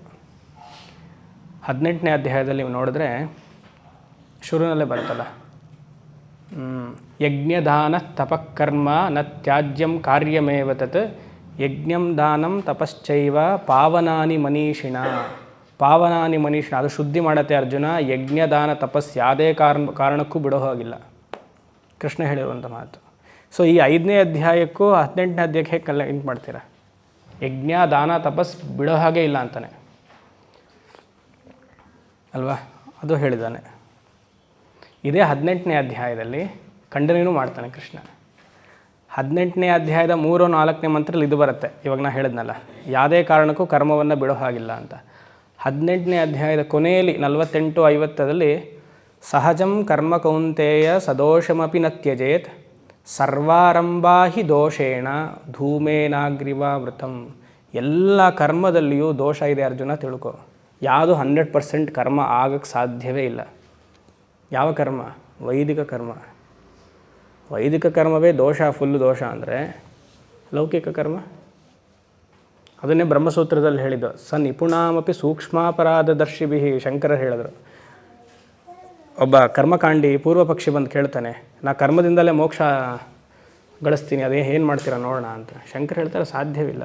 ಸ ನಿಪುಣಾಮಪಿ. ನೀನು ಸೋಮಯಾಗವನ್ನು ಮಾಡಿದರೂ ನೀನು 100% ನಿನಗೆ ಕರ್ಮ ಫಲ ಸಿಗಲ್ಲ. ಸ ನಿಪುಣಾಮಪಿ, even if you are capable. ಸೂಕ್ಷ್ಮಾಪರಾಧದರ್ಶಿಭಿ. ಏನೋ ಒಂದು ದ್ರವ್ಯದಲ್ಲಿ ದೋಷ ಇರುತ್ತೆ, ಮಾರ್ಕೆಟಿಂದ ತೊಗೊಬಂದರೂ ಹೂವಲ್ಲಿ ದೋಷ ಇರುತ್ತೆ, ತುಪ್ಪದಲ್ಲಿ ದೋಷ ಇರುತ್ತೆ, ಹಾಕುವಂತಹ ಸುಕ್ಸ್ರುವದಲ್ಲಿ ಉಪಕರಣದಲ್ಲಿ ದೋಷ ಇರುತ್ತೆ. ಮಾರ್ಕೆಟ್ಗೆ ಹೋಗಿ ತರ್ತೀರ ಹೂವು, ಅಲ್ಲೇ ಉಗಿತಾನೆ, ಅಲ್ಲೇ ತುಳಿತಾನೆ, ಅದನ್ನು ನಾವು ಅಲ್ಲಿಟ್ಟರೆ ಅದರಿಂದ ಮೋಕ್ಷ ಇಲ್ಲ ಅಂತ ಎಸ್ಟಾಬ್ಲಿಷ್ ಮಾಡಿದ್ರು. ಕರ್ಮದಿಂದ ಯಾಕೆ ಮೋಕ್ಷ ಇಲ್ಲ ಅಂದರೆ ದೋಷತ್ವಾತ್, ಉಪಕರಣ ದೋಷತ್ವಾತ್. 100% ಸಾಧ್ಯವೇ ಇಲ್ಲ. ಎಷ್ಟೇ ನೀವು ಪ್ಯೂರ್ ಅಂದ್ರೂ ಸಾಧ್ಯವಿಲ್ಲ. ಯಾಕೆ? ಇವಾಗ ಒಂದು ಹೋಮ ಮಾಡಬೇಕು ಅಂದ್ರೇ ಪ್ರತಿ ಹೋಮಕ್ಕೂ ತದ್ದಶಾಂಶ ಜಪ ಆಗಬೇಕು ಅಂತಿರುತ್ತೆ ಅಲ್ವಾ? ಜಪ, ಹೋಮ, ತರ್ಪಣ, ಮಾರ್ಜನ, ಭೋಜನ ಎಲ್ಲ ಇರುತ್ತೆ. ಇವಾಗ ದೊಡ್ಡ ದೊಡ್ಡ ಯಾಗವನ್ನು ಮಾಡಬೇಕು, ಶತಚಂಡಿ ಯಾಗವನ್ನು ಮಾಡಬೇಕು ಅಂದ್ಕೊಳ್ಳಿ. ಶತಚಂಡಿ ಯಾಗ ಮಾಡಬೇಕು ಅಂದ್ರೆ 100 ಪಾರಾಯಣ ಆಗಬೇಕು. ಐದರ್ ನೀವು ಒಬ್ಬರೇ ಮಾಡಬೇಕು, ಇಲ್ಲ ಪುರೋಹಿತರನ್ನ ಕೂಡಿಸ್ಕೊಳ್ಬೇಕು. ನಿಮ್ಮ ಮನಸ್ಥಿತಿಯಲ್ಲಿ ಅವ್ರು ಮಾಡ್ತಾರೆ ಅಂತ ಏನು ಗ್ಯಾರಂಟಿ? ಬೇಡ, 10,000 ಮಹಾಗಣಪತಿ ಮಂತ್ರನ ಇಟ್ಕೊಳ್ಳಿಪ್ಪ, ಯಾರು ಕೆಲೋ ಮಾಡಿಸ್ತೀರಾ, ಅವ್ರು ನಿಮ್ಮ ಥರ ಸಂಕಲ್ಪನೆ ಇಟ್ಕೊಂಡು ಮಾಡ್ತಾರೆ ಅಂತೇನು ಗ್ಯಾರಂಟಿ? ಇವತ್ತು ಬೆಳಗ್ಗೆ ಮಾಡ್ತಾರೆ, ನಾಳೆ ಮಧ್ಯಾಹ್ನ ಮಾಡ್ತಾರೆ, ನಾಡಿದ್ದು ಸಂಜೆ ಮಾಡ್ತಾರೆ, ಎಲ್ಲೋ ಹೊರಗಡೆ ಹೋಗಿ ಬಂದು ಮಾಡ್ತಾರೆ. ಆ ಥರ ಅನುಷ್ಠಾನದಲ್ಲಿದ್ದಾಗ ಹೊಸಲೇ ದಾಟಬಾರ್ದು ಅಂತ ಶ್ರುತಿ. ಹೊಸಲು ದಾಟಿದ್ರೆ ಬೆಳಗ್ಗೆ ನಂದಿನಿ ಹಾಲು ತರೋದು ಯಾರು ಅಲ್ವಾ? ಯೋಚನೆ ಮಾಡಿ. ಅದರಿಂದ ಮೋಕ್ಷ ಸಾಧ್ಯವಿಲ್ಲ. ಚಿತ್ತಶುದ್ಧಿಯ ಮಾತ್ರ, ಅದು ಚಿತ್ತಶುದ್ಧಿ 100% ಅಲ್ಲ, ಒಂದು ತಾತ್ಕಾಲಿಕವಾಗಿ. ಕರ್ಮ ಹಾಗೂ ಉಪಾಸನೆ ಒಂದು ಹಂತಕ್ಕೆ ಬಿಡಬೇಕು. ಕರ್ಮ ಉಪಾಸನೆ ಅಂದ್ರೆ ಒಂದು ಹಂತಕ್ಕೆ ಸಫಿಷಿಯೆಂಟಾಗಿ ಪ್ಯೂರ್ ಆಯಿತು, ಬಿಟ್ಬಿಡಬೇಕು. ನೆನ್ನೆ ಪೋಲ್ ವಾಲ್ಟ್ ಎಕ್ಸಾಂಪಲ್ ಕೊಡ್ತಿದ್ನಲ್ಲ, ಹಾಗೆ ಗುರುದೇವ್ ಚಿನ್ಮಯಾನಂದರು ಕೊಡೋದು pole vault example. Pole vault ಗೊತ್ತಲ್ಲ, ಅದು ತೊಗೊಂಡು ಹೋಗಿ ಇಡ್ತಾರಲ್ಲ, ಅದಕ್ಕೆ ಏನು ಗೇಮ್ ಹೆಸರು? ಪೋಲ್ ವಾಲ್ಟೇನಾ? ಹಾಂ. ಅದು ಉದ್ದಕ್ಕಿರುತ್ತೆ, ಕೋಲ್ ಥರ. ಆ ಕಡೆ ದಿವಾನ್ ಹಾಕಿರ್ತಾರೆ, ದಿವಾನ್ ಮೇಲೆ ಬೀಳಬೇಕು. ಇದು ಚೂಪಾಗಿರಬೇಕು, ಇದು ನಾನು ಚೆನ್ನಾಗಿ ಓಡಬೇಕು, ಅದಲ್ಲಿ ಭೂಮಿ ಮೇಲೆ ಚುಚ್ಚಿ ಆ ಕಡೆ ಹೋಗಬೇಕು. ಆ ಕಡೆ ಹೋದ್ಮೇಲೆ ಬಿಟ್ಬಿಡ್ಬೇಕು. ಇದರದ್ದು ಕರ್ಮ ಉಪಾಸನೆಯನ್ನು ಬಿಟ್ಟುಬಿಡಬೇಕು. ಅಯ್ಯೋ ಅದು ಬಿಟ್ಬಿಡ್ತೆ, ಇಷ್ಟು ವರ್ಷ ಮಾಡಿದ್ನೆ, ಅಮ್ಮನವ್ರು ಕಾಪಾಡ್ತಾರ, ನನ್ನ ಇಷ್ಟ ದೇವತೆ ಕಾಪಾಡುತ್ತಾ? ಅಲ್ಲಿ ಬಿತ್ತು ಅಂದರೆ ಮುಗೀತು. ಆ ಕಡೆ ಯು ಹ್ಯಾವ್ ಟು ಫಾಲ್, ಮೋಕ್ಷಕ್ಕೆ ಹೋಗ್ಬೇಕು. ಆ ಕಡೆ ಆ ದೀವಾನ್ ಈಸ್ ಈಕ್ವಲ್ ಟು ಜ್ಞಾನ, ದಾಟಬೇಕು. ಯೋಚನೆ ಮಾಡಿ. ಆದರೆ ನಮಗೆ ತುಂಬ ಎಮೋಷ್ನಲ್ ಆಗಿಬಿಡ್ತೀವಿ. ಕರ್ಮ ಉಪಾಸನೆಯನ್ನು ಬಿಡು ಅಂದಿದ ತಕ್ಷಣ ಯಾರೂ ಒಪ್ಪಕ್ಕೆ ತಯಾರೇ ಇಲ್ಲ. ಅಯ್ಯೋ ಏನೋ ಒಂದು ಪಾಪ ಆಗೋಗುತ್ತೋ, ಏನೋ ನಾವು ತಪ್ಪು ಮಾಡ್ತಿದ್ದೀನ ಅನ್ಸ್ಬಿಡುತ್ತೆ ಎಲ್ರಿಗೂ. ಯೋಚನೆ ಮಾಡಿ. ಸೊ ಇಲ್ಲಿ ನಿಂದೆಯನ್ನು ಮಾಡ್ತಿದ್ದಾರೆ ಇನ್ಮೇಲೆ. ಪ್ರತಿಯೊಂದು ಕರ್ಮದಲ್ಲಿಯೂ ಒಂದಲ್ಲ ಒಂದು ಬಂಧನ ಇದ್ದೇ ಇರುತ್ತೆ. 3 ಥರದ ಬಂಧನ ಶಾಸ್ತ್ರದಲ್ಲಿ ಹೇಳಿದ್ದಾರೆ. ಏನು? ಅತೃಪ್ತಿಕರತ್ವಂ, ಬಂಧಕತ್ವಂ, ಆಮೇಲೆ ದುಃಖ ಮಿಶ್ರಿತತ್ವಂ. ಪ್ರತಿಯೊಂದು ಕರ್ಮದಲ್ಲಿಯೂ ಈ 3 ದೋಷಗಳಿರುತ್ತೆ. ಒಂದು ಕಾಯಿನನ್ನು ನೀವು ತೊಗೊಂಡ್ರೆ ಒಂದು ಕಾಯಿನಲ್ಲಿ positive side and negative side ಎರಡೂ ಇರುತ್ತೆ. ಪಾಸಿಟಿವ್ ಸೈಡ್ ಏನು? ಕರ್ಮವನ್ನು ಮಾಡ್ತಿದ್ದಾಗ ಆ ಬೇಕಾಗಿರುವಂತಹ ಫಲಗಳು ಬರ್ತಾ ಹೋಗುತ್ತೆ, ಅದೆಲ್ಲ ಪಾಸಿಟಿವ್ ಸೈಡ್. ಅವಾಗೇನು ಮಾಡ್ತೀವಿ? ಓವರ್ ಎಸ್ಟಿಮೇಟ್ ಮಾಡ್ತೀವಿ. ಒಂದು 10,000 ಜಪಕ್ಕೆ ನನಗೆ ಇಷ್ಟೆಲ್ಲ ಸಿಗ್ತಾ, 1 ಲಕ್ಷ ಮಾಡಿದ್ರೆ ಹೇಗಾಗುತ್ತೆ, 2 ಲಕ್ಷ ಮಾಡಿದ್ರೆ ಹೇಗುತ್ತೆ. ಈ ನೆಗೆಟಿವ್ಸ್ ಹೇಳ್ತಾ ಹೋಗ್ತಾ ಇದೆ ಕರ್ಮಗ ಅಂಡರ್ ಎಸ್ಟಿಮೇಟ್ ಮಾಡ್ತೀವಿ. ಅಯ್ಯೋ ಕರ್ಮನೇ ಹೀಗೆ ಅಂತ. ಇವಾಗ ಓವರ್ ಎಸ್ಟಿಮೇಟ್ ಆಗಿತ್ತು ಇಷ್ಟು ಶ್ಲೋಕಗಳು, ಈಗ ಅಂಡರ್ ಎಸ್ಟಿಮೇಟ್ ಆಗ್ತಿದೆ. ಆದರೆ ವೇದಾಂತಿನ ಆಗಿರುವಂಥ ನಾವೇನು ಮಾಡಬೇಕು? ಓವರ್ ಎಸ್ಟಿಮೇಷನ್ನು ಬೇಡ, ಅಂಡರ್ ಎಸ್ಟಿಮೇಷನ್ನು ಬೇಡ. ಕರ್ಮ ಮಾಡಬೇಕು, ಫುಲ್ ಸ್ಟಾಪ್. ಅದರಲ್ಲಿ ಬಂಧನೇ ಇರಬಾರ್ದು. ಕರ್ಮಕ್ಕೆ ಅಂಟಬಾರ್ದು. ಲೌಕಿಕ ಕರ್ಮಕ್ಕೂ ಅಂಟ್ಕೊಳ್ಬಾರ್ದು, ವೈದಿಕ ಕರ್ಮಕ್ಕೂ ಅಂಟ್ಕೊಳ್ಬಾರ್ದು. ಅದು ಹೇಗೆ ಸ್ವಾಮೀಜಿ? ಮೋಕ್ಷ ಬೇಕು ಅಂದರೆ ಹಾಗೆ. ಯೋಚನೆ ಮಾಡಿ. ಹಾಗಂತ ಪ್ರಮೋಷನ್ ಕೇಳಬಾರ್ದು, ಆಫೀಸಲ್ಲಿ ಕೇಳಬಾರ್ದು. ಅವ್ರು ಎಷ್ಟು ಕೊಟ್ಟರು ಸಹಿಸ್ಕೊಂಡಿರ್ಬೇಕು. ಮತ್ತು ನಮ್ಮ ಸೀನಿಯರ್ಸ್ ಎಲ್ಲ ಮೇಲಕ್ಕೆ ಹೋಗ್ತಾರಲ್ಲ, ಹೋಗ್ತಾರೆ. ಮೋಕ್ಷ ಬೇಕಿದ್ದರೆ ಇಲ್ಲ. ಕರ್ಮ ಉಪಾಸನೆಯಲ್ಲಿ ನಾನು I want to make a mark in the society, ಇದೊಂದು exclamatory mark, I want to make in the mark in the society ಅಂದರೆ you have to fight. You have to fight for your position, fight for your earnings. But ಯಾವಾಗ ನನಗೆ ನೆಮ್ಮದಿಯಾದ ಆನಂದ ಬೇಕು ಅಂತಂದರೆ ಇದೆಲ್ಲ ತ್ಯಾಗ ಮಾಡಬೇಕು. ಯೋಚನೆ ಮಾಡಿ. ಸೊ ಪ್ರತಿಯೊಂದು ಕರ್ಮದಲ್ಲಿಯೂ ಪಾಸಿಟಿವ್ ಸೈಡ್ ನೋಡಿದ್ವಿ. ಈಗ ನೆಗೆಟಿವ್ ಸೈಡ್ ಏನು? ಅತೃಪ್ತಿಕರತ್ವಂ. ಎಷ್ಟು ಕರ್ಮವನ್ನು ಮಾಡ್ತಿದ್ರೂ ಅತೃಪ್ತಿ ಅನ್ಸುತ್ತೆ ನಮ್ಗೆ, ಇನ್ನೂ ಹೆಚ್ಚು ಮಾಡಬೇಕು ಅನ್ಸುತ್ತೆ ಅಲ್ವಾ? ಒಂದು ಸತಿ ಒಂದು ಫೋನ್, ಒಂದು ಬ್ರ್ಯಾಂಡ್ ಆಫ್ ಫೋನ್ ಯೂಸ್ ಆಯಿತು ಅಂದರೆ ನಮಗೆ ಆ ಫೋನನ್ನೇ ತೊಗೊಳ್ಬೇಕು. ಐಫೋನ್ ಯೂಸ್ ಮಾಡಿಬಿಟ್ರೆ ನಿಮ್ಮನ್ನು ಅದು ಡಿಪೆಂಡ್ ಮಾಡಿಬಿಡುತ್ತೆ ಪೂರ್ತಿ. ಯಾಕಂದರೆ ಎಲ್ಲ ಒಂದೇ ಬಟನು, ಓಪನ್ ಮಾಡೋಕ್ಕೂ ಒಂದೇ ಬಟನು, ಆಫ್ ಮಾಡೋಕ್ಕೂ ಒಂದೇ ಬಟನು, ಸೆಂಟ್ರಲ್ಲಿ ಇರುತ್ತಲ್ಲ ಎಲ್ಲ ಒಂದೇ, ಲಾಕ್ ಮಾಡೋಕ್ಕೂ ಒಂದೇ. ಬೇರೆದಾದರೆ ಇಲ್ಲಿ ಸೈಡಲ್ಲಿ ಇರುತ್ತೆ, ಮೇಲ್ಗಡೆ ಇರುತ್ತೆ, ಹಿಂದೆ ಇರುತ್ತೆ. ಅದು ಅಟ್ಯಾಚ್ ಆಗಿಬಿಟ್ಟಿರ್ತೀವಿ ಇದಕ್ಕೆ. ನಾವೊಂದು ಒಂದು ಮನೇಲಿ 2 ರೂಮ್ ಇದೆ ಆಯಿತು ಅಂದಿದ ತಕ್ಷಣ ಪಕ್ಕದ ಮನೆ ನೋಡಿದ್ರೆ ಇನ್ನೊಂದು ರೂಮ್ ಬೇಕು. ಅತೃಪ್ತಿಕರತ್ವ. ಪ್ರತಿಯೊಂದು ಕರ್ಮದಲ್ಲೂ ತೃಪ್ತಿ ಇರಬೇಕು. ಯಾಕಂದರೆ ಫಲ ಬಂದಿದ ತಕ್ಷಣ ಇನ್ನೂ ಚೆನ್ನಾಗಿ ಬರ್ಬೋದಾಗಿತ್ತಲ್ವ ಅಂತ ಊಹೆ ಇರುತ್ತೆ ನಮಗೆ. ಅತೃಪ್ತಿಕರತ್ವಂ, ಬಂಧಕತ್ವಂ. ಬಂಧನೆ ಮಾಡಿಬಿಡುತ್ತೆ ನಿಮ್ಮನ್ನ, ಅದು ಬಿಟ್ಟು ಹೋಗೋಕ್ಕಾಗದೇ ಇಲ್ಲ. ಮತ್ತು ದುಃಖ ಮಿಶ್ರಿತತ್ವಂ. ಯಾವಾಗಲೂ ದುಃಖ, ಸಂಪೂರ್ಣವಾಗಿ ಆನಂದ ಕೊಡೋದೇ ಇಲ್ಲ. ಯೋಚನೆ ಮಾಡಿ. ಯಾಕೆ ದುಃಖ? ಮಗು ಹುಟ್ಟೋಕ್ಕಿಂತ ಮುಂಚೆನೇ ತಾಯಿ ಗರ್ಭಿಣಿ ಆಗಿದ್ದಾಗಲೇ ಇವಾಗೆಲ್ಲ ಸ್ಕೂಲ್ ಅಡ್ಮಿಷನ್ ಅಂತೆ. ಮಗುವಿನ 6 ತಿಂಗಳು 7 ತಿಂಗಳು ಅಡ್ಮಿಷನ್. LKG ಸೇರಿಸ್ಬೇಕಂದ್ರೆ 5 ಲಕ್ಷ. ದುಃಖನ ಸುಖನ ಅದು? 7th ಸ್ಟ್ಯಾಂಡರ್ಡ್ಗೆ IIT coaching. ಯೋಚನೆ ಮಾಡಿ, ಡಿಂಕ್ ಫ್ಯಾಮಿಲಿ ಬೇಕಾ, ಈ ಫ್ಯಾಮಿಲಿ ಬೇಕಾ ಅಂತ. ಹೌದಾ ಅಲ್ವಾ? Competition, parents competition. ನನ್ನ ಮಗ ಹಾಗೆ, ನನ್ನ ಮಗಳು ಹೀಗೆ. ದುಃಖ ಮಿಶ್ರಿತ. ಕರ್ಮದಲ್ಲಿ ಎಲ್ಲವೂ ಹಾಗೆ. ಬೇಡಪ್ಪ, ಯಾವುದೋ ಒಂದು ಬಾಡಿಗೆ ಮನೇಲಿದ್ದೀನಿ ಸಾಕು, ಏನೋ ಒಂದು ಮನೆ ಇದೆ, ಅದು ಆ ಕಂಟೆಂಟ್ಮೆಂಟ್ ಬಂದುಬಿಡಬೇಕು. ಅದೇನೋ ಹೇಳ್ತಾರಲ್ಲ, ಕಂಟೆಂಟ್ಮೆಂಟ್ ಇಸ್ ರಿಯಲ್, ಏನೋ ಒಂದು ಕೋಟೇಶನ್ ಇದೆ. Luxury is artificial poverty, contentment is the real strength ಅಂತ ಏನೋ ಒಂದು ಕೊಟೇಶನ್ ಇದೆ. ಲಕ್ಸುರಿ ಇಸ್ ಆರ್ಟಿಫಿಷಿಯಲ್ ಪಾವರ್ಟಿ ಅಂತೆ.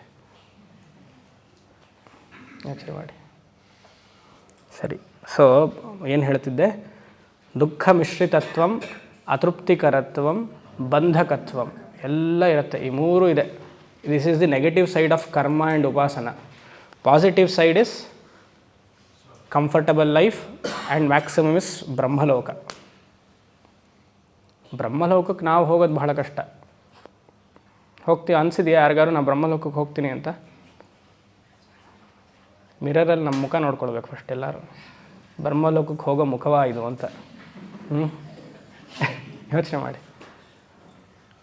ಬ್ರಹ್ಮಲೋಕಕ್ಕೆ ಹೋಗೋದು ಅಂದರೆ ಏನು? PM ಪೋಸ್ಟ್ಗೆ ಐ ಆಮ್ ಎ ಕ್ಯಾಂಡಿಡೇಟ್ ಅಂತ. ಸಾಧ್ಯನಾ PM ಪೋಸ್ಟ್ ಆಗೋದು? ಹಾಗೆ ಬ್ರಹ್ಮಲೋಕಕ್ಕೆ ಹೋಗೋದು ಭಾಳ ಕಷ್ಟ. ಆದರೆ ಮೋಕ್ಷ ಪ್ರಾಪ್ತಿ ಇದೆ. ನಾ ಬ್ರಹ್ಮಲೋಕಕ್ಕೆ ಹೋಗ್ತೀನೋ ಇಲ್ವೋ, ಉಪಾಸನೆ ಕರ್ಮ ಮಾಡ್ತೀನೋ ಇಲ್ವೋ, ಮೋಕ್ಷಕ್ಕೆ ಅದ್ವೈತ ಜ್ಞಾನದಲ್ಲಿ ನನಗೆ ಅದು ಪಾಸಿಬಿಲಿಟಿ ಇದೆ. ಇಲ್ಲಿಂದ ಕರ್ಮ ಖಂಡನೆ ಅಂದರೆ ಏನು? ಜ್ಞಾನ ಪ್ರಶಂಸೆ ಇಲ್ಲಿಂದ ಬರುವಂಥದ್ದು. 7ನೇದು ಪ್ಲವಾಹ್ಯೇತೆ ಅದೃಢ ಯಜ್ಞರೂಪಾಃ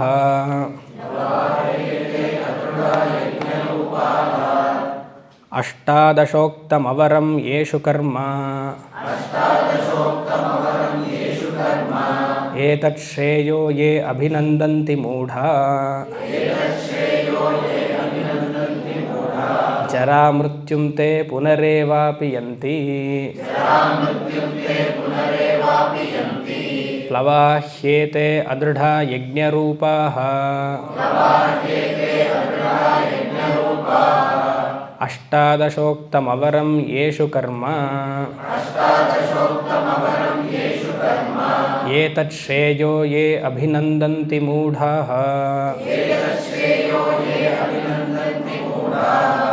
ಮೂಢಾಃ ಇಲ್ಲ, ಕರೆಕ್ಟ್. ಮೂಢ ಜರಾ ಮೃತ್ಯುತೆ ಪುನರೇವಾಪಿ ಯಂತಿ. ಸರಿ.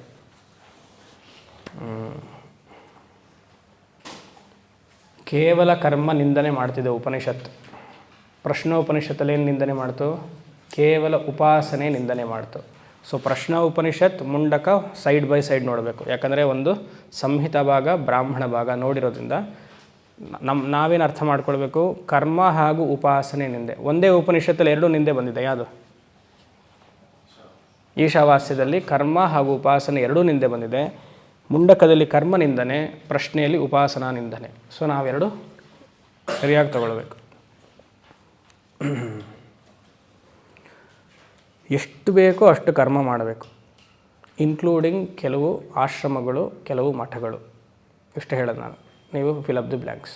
ಕರ್ಮ ಎಷ್ಟು ಬೇಕೋ ಅಷ್ಟೇ. ಜಾಸ್ತಿ ಮಾಡೋಕ್ಕೆ ಹೋದರೆ ಬಂಧನಕ್ಕೆ ಸಿಕ್ಕಾಕೊಳ್ತೀವಿ ಅಂತ ಉಪನಿಷತ್ತಿನ ಈ ಮಂತ್ರ. ಇದೆಲ್ಲ ಹೇಳ್ತಿರೋದು ಯಾರಿಗೆ? ಉಪನಿಷತ್ತೆಲ್ಲ ಹೇಳ್ತಿರೋದು ಯಾರಿಗೆ? ಬ್ರಾಹ್ಮಣರಿಗೆ. ಈ ಕರ್ಮ ಇದೆ ಯಾರಿಗಿದೆ? ಇತರರಿಗಿದೆಯಾ? ಯಾರಿಗೆ ಉಪನಯನ ಸಂಸ್ಕಾರ ಇದೆಯೋ ಅವ್ರಿಗೆ ತಾನೇ ನಿಂದನೆ ಮಾಡೋಕ್ಕೆ ಹೇಳ್ತಿರೋದು. ಅದು ಶಂಕರಾಚಾರ್ಯರು ಖಂಡನೆ ಮಾಡ್ತಿರೋದು ಯಾರಿಗೆ? ಶಂಕರಾಚಾರ್ಯರು ಮುಂದೆ ಇದ್ದಿದ್ದವರೆಲ್ಲ ಯಾರು? ಪೂರ್ವ ಪಕ್ಷಿಗಳು. ಎಲ್ಲ ಕರ್ಮಕಾಂಡಿಗಳು ತಾನೆ. ಎಲ್ಲ ಸೋಮಯಾಗ ದೊಡ್ಡ ದೊಡ್ಡ ಯಾಗವನ್ನು ಮಾಡಿ ಕೂತಿರೋರು ತಾನೆ. ಅವ್ರಿಗೆ ಮಂಡನ ಮಿಶ್ರನ ಮುಂದೆ ಇಟ್ಕೊಂಡು ತಾನೆ ಶಂಕರರು ವಾದ ಮಾಡ್ತಿರೋದು. ಮಹಾಕರ್ಮಕಾಂಡಿ ಅಲ್ವಾ? ಉಪನಿಷತ್ ಯಾರಿಗೆ? ಉಪನಿಷತ್ ವಿದ್ಯೆ, ಮೋಕ್ಷ ವಿದ್ಯೆ ಎಲ್ಲ ವರ್ಗದವ್ರಿಗೂ. ಕರ್ಮವನ್ನು ನಿಂದೆ ಮಾಡಬೇಕು ಅಂದರೆ ಕೇವಲ ಬ್ರಾಹ್ಮಣರಿಗೆ ಮಾತ್ರ ನಿಂದನೆ ಮಾಡ್ತಿರೋದು ಇದು ಅಲ್ವಾ? ಯಾಕಂದರೆ ಬೇರೆಯವ್ರಿಗೆ ಕರ್ಮ ಅಧಿಕಾರವೇ ಇಲ್ವೇ? ಅದಕ್ಕೆ ಸುಮಾರು ಜನಕ್ಕೆ ಹೇಳಿದ್ರೆ ಅರ್ಥವಾಗಲ್ಲ ಅನ್ನೋದು. ಸನ್ಯಾಸ ಎಲ್ರಿಗೂ ಅಲ್ಲ ಅನ್ನೋದು ಅದಕ್ಕೆ. ಅನ್ನೋದೇ ಸನ್ಯಾಸ ಎಲ್ರಿಗೂ ಅಲ್ಲ ಅನ್ನೋದು ಯಾತಕ್ಕೆ? ಒಂದು ಪಂಥದವ್ರಿಗೆ ಮಾತ್ರ ಸನ್ಯಾಸ. ಯಾರಿಗೆ ಕರ್ಮವನ್ನು ಮಾಡುವಂತಹ ಯೋಗ್ಯತೆ ಇದೆಯೋ ಅವ್ರು ಮಾತ್ರ ಸನ್ಯಾಸವನ್ನು ತಗೊಳ್ಬೋದು. ಕರ್ಮವನ್ನು ಮಂತ್ರಪೂರ್ವಕವಾಗಿ ತಗೊಂಡಿದ್ದೀವಿ, ಆಯಿತಾ? ಕರ್ಮವನ್ನು ಮಂತ್ರಪೂರ್ವಕವಾಗಿ ಉಪನಯನ ಸಂಸ್ಕಾರದಿಂದ ತೊಗೊಂಡಿದ್ದೀವಿ. ಬಿಡಬೇಕು ಅಂದರೆ ಅದೇ ಮಂತ್ರದಿಂದ ಬಿಡಬೇಕು. ಸನ್ಯಾಸ ಅಂದರೆ ಏನು? ಬಿಡುವುದು ಅಂತ ಅರ್ಥ. ಕರ್ಮವನ್ನು ತಗೊಂಡಿದ್ದೀನಿ, ಕರ್ಮವನ್ನು ಬಿಟ್ಟಿದ್ದೀನಿ, ಇನ್ಮೇಲೆ ನಾನು ಕಾಂಪಿಟೇಟರ್ ಅಲ್ಲ. ಅದು ಎಲ್ಲರೂ ಇವಾಗ ತೊಗೊಳ್ತೀನಿ ಅಂದರೆ ನಾನು ಸನ್ಯಾಸ ಮಾಡಿ ತೊಗೊಳ್ತೀನಿ ಅಂತಾರೆ. ಸನ್ಯಾಸ ತೊಗೊಳಕ್ಕೆ ಏನಿದೆ ನೀನು ಬಿಡೋಕ್ಕೆ? ಏನೂ ಇಲ್ಲ. ಸನ್ಯಾಸ ಮಾಡ್ತೀನಿ ಅಂದರೆ ಇದ್ದರೆ ಬಿಡ್ಬೇಕು ತಾನೆ, ಇಲ್ಲದೇ ಇರೋದನ್ನು ಹೇಗೆ ಬಿಡೋಕ್ಕೆ ಸಾಧ್ಯ? ಅದಕ್ಕೆ ಎಲ್ಲರಿಗೂ ಅಲ್ಲ ಅಂತ ಅನ್ನೋದು. ಸರಿ, ಕೆಲವ್ರಿಗೆ ಆಗಿದೆ, ಏನು ಮಾಡ್ತೀರಾ? ಪುರಾಣೋಕ್ತ ಸನ್ಯಾಸ ಶಾಸ್ತ್ರದಲ್ಲಿ ಹೇಳಿದ್ದಾರೆ. ಪುರಾಣೋಕ್ತ ವೈದಿಕವಾಗಿ ಅಲ್ಲದೆ ಪುರಾಣೋಕ್ತ ಸನ್ಯಾಸವನ್ನು ತಗೊಂಡು, ಕಾಷಾಯವನ್ನು ತಗೊಂಡು, ದೇವಸ್ಥಾನದಲ್ಲಿಯೋ ಆಶ್ರಮದಲ್ಲಿಯೇ ಸನ್ಯಾಸವನ್ನು ತಗೊಂಡು ಶ್ರವಣಕ್ಕೆ ಯೂಸ್ ಮಾಡ್ಬೋದು. ಮೂಲತಃ ಫಸ್ಟ್ ರೈಟ್ ಯಾರಿಗೆ ಉಪನಯನ ಸಂಸ್ಕಾರ ಇದೆಯೋ, ಕರ್ಮವನ್ನು ಬಿಟ್ಟಿದ್ದಾರೋ ಅವರಿಗೆ ಸನ್ಯಾಸ. ಈಗ ನಾವು ಎಲ್ಲರೂ ತಗೊಳ್ಳೋದು ನೋಡ್ತೀವಿ. ಯಾಕಂದರೆ ಮೋಕ್ಷಕ್ಕೆ ಅಧಿಕಾರ ಎಲ್ರಿಗೂ ಇರೋದ್ರಿಂದ ಪುರಾಣೋಕ್ತ ಸನ್ಯಾಸ ಹೇಳಿದೆ ಹೊರತು ವೈದಿಕ ಸನ್ಯಾಸ ಹೇಳಿಲ್ಲ. ಇದೆಲ್ಲ ಶಾಸ್ತ್ರದಲ್ಲಿ ತುಂಬ ಆಳವಾಗಿ ಊರಿದ್ರೆ ಗೊತ್ತಾಗುತ್ತೆ, ಈ ಸೂಕ್ಷ್ಮ ಅಲ್ಲ, ಇಲ್ಲಾಂದರೆ ಗೊತ್ತಾಗಲ್ಲ. ಅರ್ಥ ಆಯ್ತಲ್ಲ? ಸೊ ಇಲ್ಲಿ ಏನು ಹೇಳ್ತಿದ್ದಾರೆ? ಕೇವಲ ಕರ್ಮವನ್ನು ನಿಂದನೆಯನ್ನು ಮಾಡ್ತಿದ್ದಾರೆ. ವೇದೋ ನಿತ್ಯಮದೀಯತಾಂ, ಹೌದು, ಎಲ್ಲರೂ ಅದನ್ನು ಹೇಳ್ತಾರೆ. ವೇದೋ ನಿತ್ಯಮದೀಯತಾಂ ತದುದಿತಂ ಕರ್ಮ ಸ್ವನುಷ್ಠೀಯತಾಂ ತೇರೇಶಸ್ಯ ವಿಚೀಯತಾಂ ಅಪಚಿತಿ ಕಾಮ್ಯೇ ಮತಿಸ್ತ್ಯಜ್ಯತಾಂ. ಅದು ಗೊತ್ತು ತಾನೆ, ಕಾಮ್ಯೇ ಮತಿಸ್ತ್ಯಜ್ಯತಾಂ. ಅಲ್ಲಿ ಯಾರೂ ಬರೋದೇ ಇಲ್ಲ. ಸರಿ, ಒಂದು ಪಕ್ಷ ಬಂದರು, ಪಾಪೌಘಂ ಪರಿದೂಯತಾಂ ಭವಸುಖೆ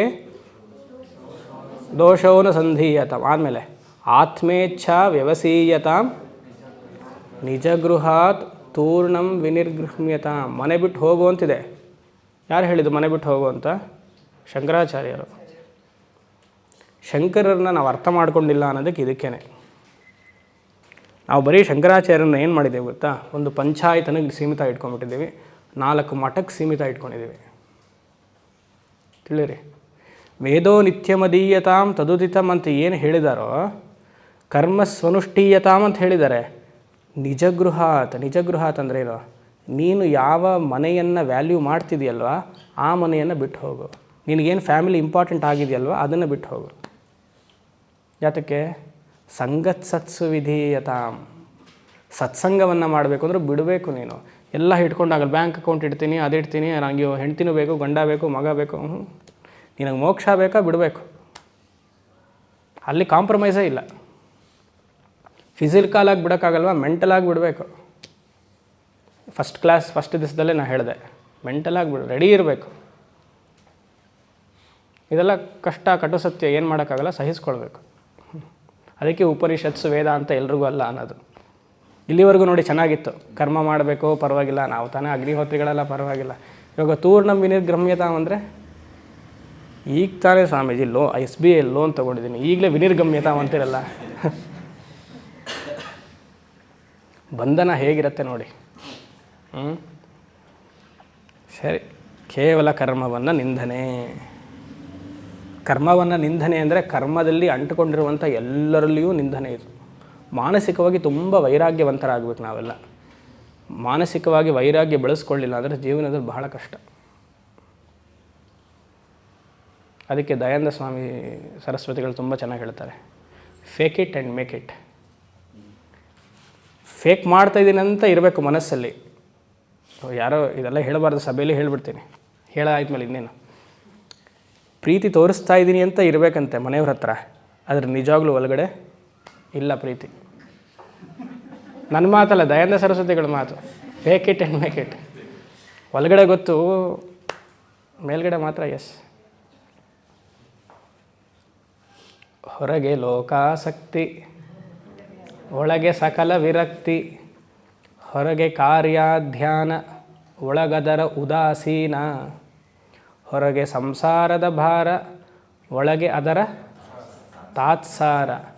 ವರಯೋಗ ಸೂತ್ರವಿದು ಮಂಕುತಿಮ್ಮ. DVG ಯಾರಪ್ಪ? ಗೃಹಸ್ಥರ ಸನ್ಯಾಸಿಗಳ? ಗೃಹಸ್ಥರು. ಗೃಹಸ್ಥರಾಗಿ ಇದ್ದುಕೊಂಡೇ ಸನ್ಯಾಸವನ್ನು ಆಲಂಬಿಸಿದಂಥವರು. ಗೃಹಸ್ಥ ಜ್ಞಾನ ನಿಷ್ಠಪರ ಅವರು. 2 ಕೋಣೆಗಳ ನೀನ್ಮಾಡು ಮನದಾಲಯದಿ, ಹೊರಕೋಣೆಯಲ್ಲಿ ಲೋಗರಾಟಗಳ ನಾಡು. ವಿರಮಿಸೊಬ್ಬನೇ ಮೌನದೊಳ ಮನೆಯ ಶಾಂತಿಯಲಿ. ವರಯೋಗ ಸೂತ್ರವಿದು ಮಂಕುತಿಮ್ಮ. ಇಲ್ಲಿ ಕರ್ಮ ನಿಂದನೆ ಅಂದಿದ ತಕ್ಷಣ ಕರ್ಮಕ್ಕೆ ಬೇಕಾಗಿರುವಂತಹ ಪರಿವಾರ ನಿಂದನೆಯು ಶಂಕರರು ಬರೀತಾರೆ. ಕೇವಲ ಕರ್ಮ ನಿಂದನೆಗೆ ಏನು ಬರೀತಾರೆ ಗೊತ್ತಾ? ಜ್ಞಾನವರ್ಜಿತಂ ಕರ್ಮಂ ತುಚ್ಛಂ ಅಂತ ಬರೀತಾರೆ. ನನ್ನ ಮಾತಲ್ಲ, ಕರ್ಮ ಶಂಕರರ ಮಾತು. ತುಚ್ಛಂ, ಜ್ಞಾನವರ್ಜಿತಂ. ಕೇವಲಂ ಅಂದರೆ ಹೀನವಾದಂಥದ್ದು. ಇಲ್ಲಿ ಅವರಂ ಅಂತ ಒಂದು ಪದ ಹಾಕಿದ್ದಾರೆ. ಈ ಅವರಂ ಅನ್ನೋ ಪದಕ್ಕೆ ಕೇವಲಂ, ಜ್ಞಾನವರ್ಜಿತಂ, ತುಚ್ಛಂ. ಸರಿ, ಬರುವ. ಏತೆ ಯಜ್ಞರೂಪಾಹ ಅದೃಢಾಹ ಪ್ಲವಾಹ. ಅದೇ ಮೇನ್ ಸೆಂಟೆನ್ಸ್. ಪ್ಲವಾಹಾಗೆ ಶಂಕರಾಚಾರ್ಯರು ವಿನಾಶಃ ಅಂತ ಬರೀತಾರೆ. ವಿನಾಶಃ. ಏತೆ ಯಜ್ಞರೂಪ. ಏತೆ ಅಂದರೆ ಈ ಕರ್ಮಗಳು. ಯಾವ ಕರ್ಮಗಳು? ಇಷ್ಟಂ, ದರ್ಶಪೂರ್ಣಮಾಸ್ಯಂ, ಚಾತುರ್ಮಾಸ್ಯಂ, ಅಗ್ನಿಹೋತ್ರಂ, ಇದೆಲ್ಲ ಈ ಕರ್ಮಗಳೆಲ್ಲ ರೂಪಾಹ. ರೂಪಾಹ ಅಂದರೆ ಉಪಕರಣಗಳು, ಆಕ್ಸೆಸರೀಸ್. ಹೋಮಕ್ಕೆ ಬೇಕಾಗಿರುವಂತಹ ಎಲ್ಲ ಉಪಕರಣಗಳು, ಆಕ್ಸೆಸರೀಸ್. ಅದೃಢಾಹ. ಅದೃಢಾಹ ಅಂದರೆ ಶಕ್ತಿ ಇಲ್ಲ ಅದಕ್ಕೆ, ಫ್ರಜೈಲ್ ಅಂತ ಇಂಗ್ಲೀಷಲ್ಲಿ. ಪ್ಲವಾಹ. ಪ್ಲವಾಹ ಅಂದರೆ ಬೋಟ್, ದೋಣಿ. ಒಂದು ಸಮುದ್ರವನ್ನು ದಾಟಬೇಕು ಅಂದರೆ, ಸರಿ, ಅಟ್ಲಾಂಟಿಕ್ ಓಷನನ್ನು ದಾಟಬೇಕಪ್ಪ, ಇಲ್ಲಿಂದ ಅಲ್ಲಿಗೆ ದಾಟಬೇಕು. ಎಷ್ಟು ದೊಡ್ಡ ಶಿಪ್ ಬೇಕು?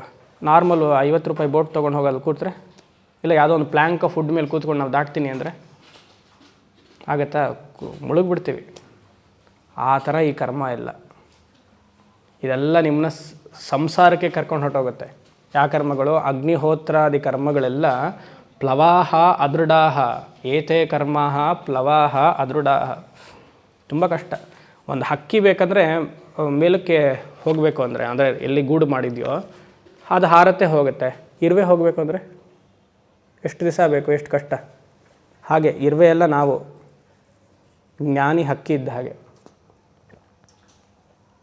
ಫ್ಲೈಟಲ್ಲಿ ಹೋಗಬೇಕಂದ್ರೆ ಒಂದು 4 hours ಬೇಕಾ ಅಟ್ಲಾಂಟಿಕ್ ಓಷನ್ ದಾಟಬೇಕಂದ್ರೆ? ಫ್ಲೈಟಲ್ಲೇ. ಅದರೇನು ಆ ಕಡೆ ದಾಟಬೇಕು ಅಂದರೆ ಮೋಕ್ಷ ಅಂತ ಅರ್ಥ.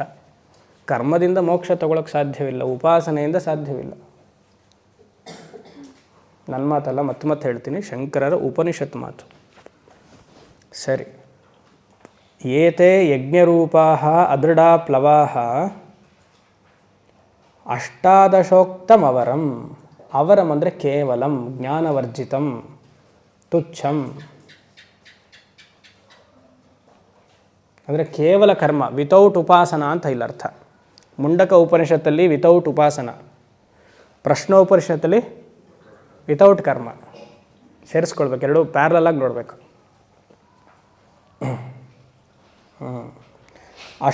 ಅಷ್ಟಾದಶೋಕ್ತಮವರಂ.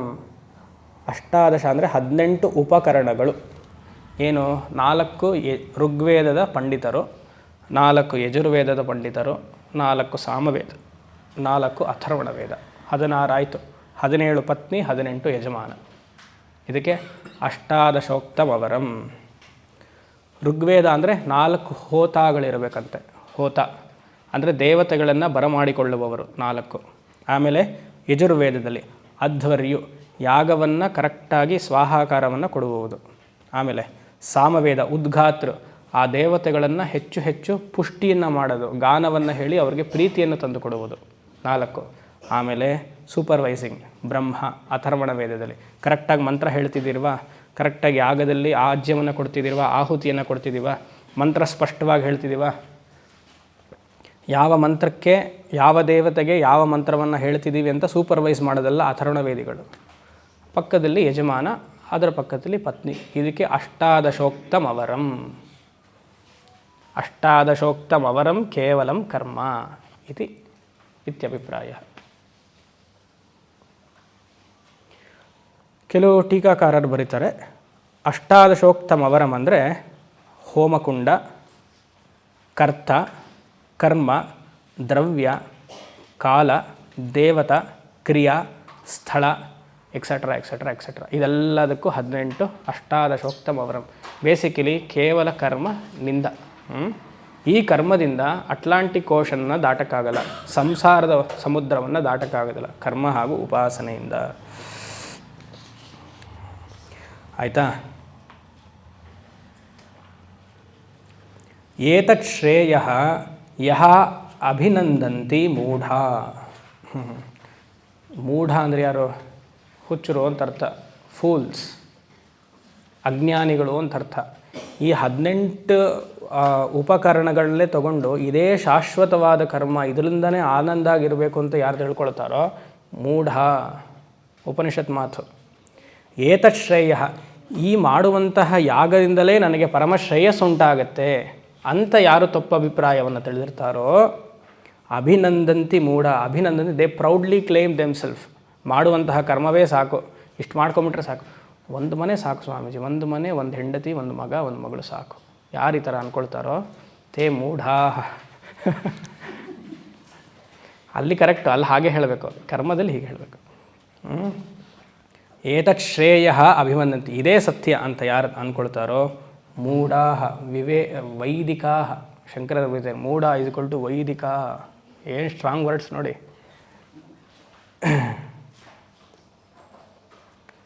ಏನಾಗುತ್ತೆ? ಜರಾ ಮೃತ್ಯುತೆ ಪುನರೇವಾಪಿಯಂತಿ. ಈ ಥರ ಮಾಡಿ ಜರಾ ಮೃತ್ಯು ಸಂಸಾರದಲ್ಲಿ ಬೀಳುತ್ತಾರೆ. ತೇ ಪುನರೇವಾಪಿಯಂತಿ, ಮತ್ತೆ ಮತ್ತೆ ಹುಟ್ಟು ಬರ್ತಾರೆ. ಪುನರಪಿ ಜನನಂ ಪುನರಪಿ ಜನನಂ ಪುನರಪಿ ಜನನೀ ಜಠರೇ ಶಯನಂ. ನೀವು ನಿನ್ನೆ ಆದರೂ ಪಾರಾಯಣ ಮಾಡಿರಬೇಕಾಗಿತ್ತು, ಇವತ್ತಾದರೂ ಇಲ್ಲ ನಾಳೆ ಮಾಡಬೇಕು. ವೇದ ಪಾರಾಯಣ, ವೇದ ಪಾರಾಯಣ ದಿವಸ ಈ ಥರ ಮಂತ್ರಗಳು ಬರ್ತಿದೆ, ಏನು ಮಾಡೋದು?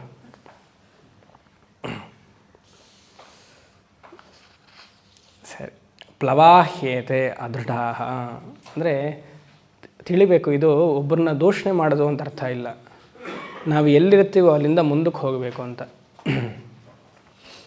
ಇವಾಗ ಪ್ರತಿಯೊಂದು ಆಶ್ರಮವು ಒಂದನ್ನು ಏನೋ ಹೇಳ್ತಾ ಇದೆ. ಬ್ರಹ್ಮಚಾರಿ ಆಶ್ರಮ ಏನೋ ಅಧ್ಯಯನ ಮಾಡಬೇಕು, ಗೃಹಸ್ಥಾಶ್ರಮ ಕರ್ಮಗಳನ್ನು ಮಾಡಬೇಕು, ವಾನಪ್ರಸ್ಥಾಶ್ರಮ ಉಪಾಸನೆಯನ್ನು ಮಾಡಬೇಕು, ಸನ್ಯಾಸಾಶ್ರಮ ಜ್ಞಾನಾನುಸಂಧಾನೆಯನ್ನು ಮಾಡಬೇಕು. ಇವಾಗ ನೀವು ಲೌಕಿಕವಾಗಿ ಇದು ಸ್ಕೂಲ್ಗೂ ಕಾಲೇಜಿಗೆಲ್ಲ ಹೋದರೆ ಏನು ಮಾಡ್ತೀರಾ? PUC ಇಸ್ ನಿಮಗೆ ಗೋಲಾ? Is PUC a goal for you? PUC is not a security for you. It is only a intermediary place. ಚೆನ್ನಾಗಿ ಅಧ್ಯಯನ ಓದ್ಕೊಂಡು ಡಿಗ್ರಿ ಮಾಡೋದು, ಡಿಗ್ರಿಯಿಂದ ಕೆಲಸಕ್ಕೆ ಹೋಗೋದು.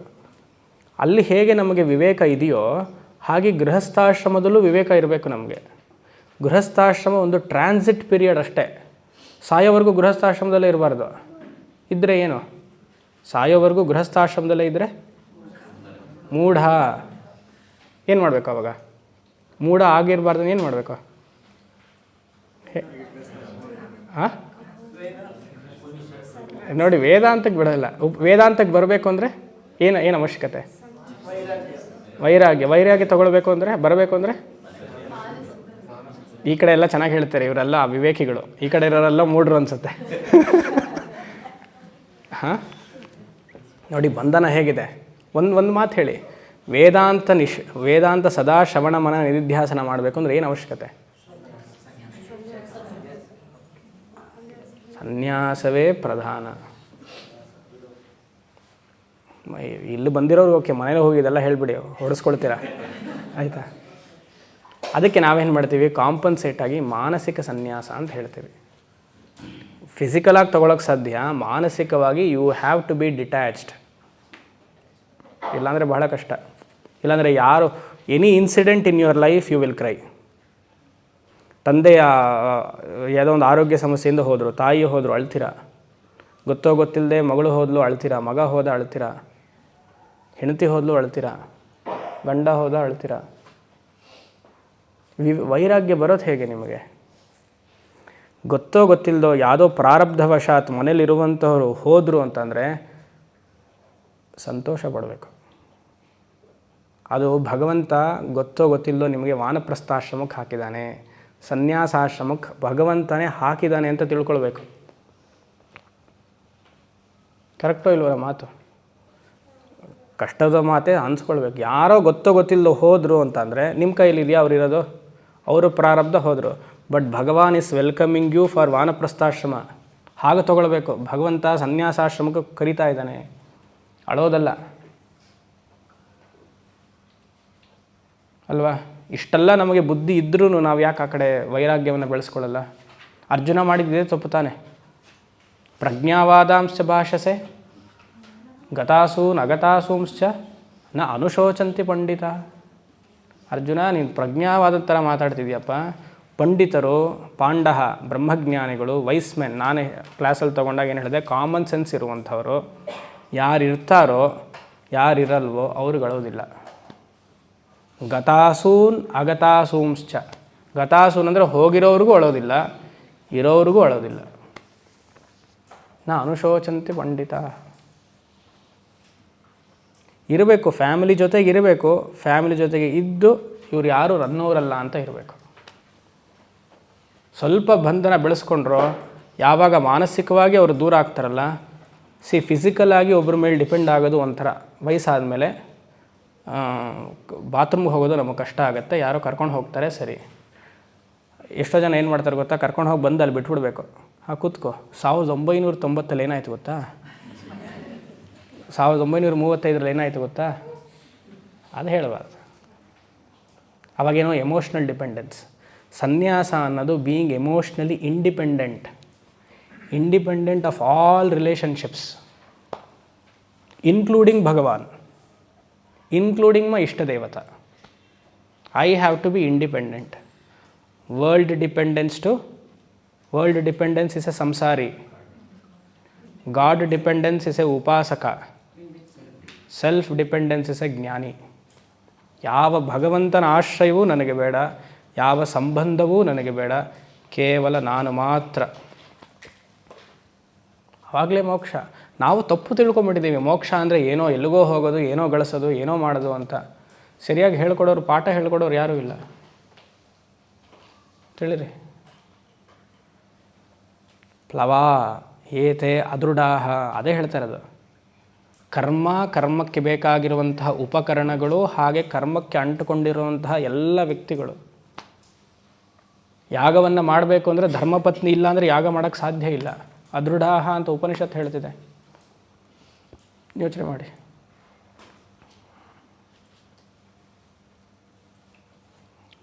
ಸರಿ. ಸೊ ಏನಾಯಿತು, ಕರ್ಮ ನಿಂದನೆಯನ್ನು, ಉಪಾಸನ ನಿಂದೆಯನ್ನು ಉಪನಿಷತ್ ಶುರು ಮಾಡಿದೆ. ನಾಳೆ ಮುಂದುವರ್ಸೋಣ. ಓಂ ಶಂ ಅಸತೋಮ ಸದ್ಗಮಯ ತಮಸೋಮ ಜ್ಯೋತಿರ್ಗಮಯ ಮೃತ್ಯೋರ್ಮಾ ಅಮೃತಂ ಗಮಯ. ಪೂರ್ಣಮದಃ ಪೂರ್ಣಮಿದಂ ಪೂರ್ಣಾತ್ ಪೂರ್ಣಮುದಚ್ಯತೆ ಪೂರ್ಣಸ್ಯ ಪೂರ್ಣಮಾದಾಯ ಪೂರ್ಣಮೇವಾವಶಿಷ್ಯತೆ. ಓಂ ಶಾಂತಿ ಶಾಂತಿ ಶಾಂತಿ.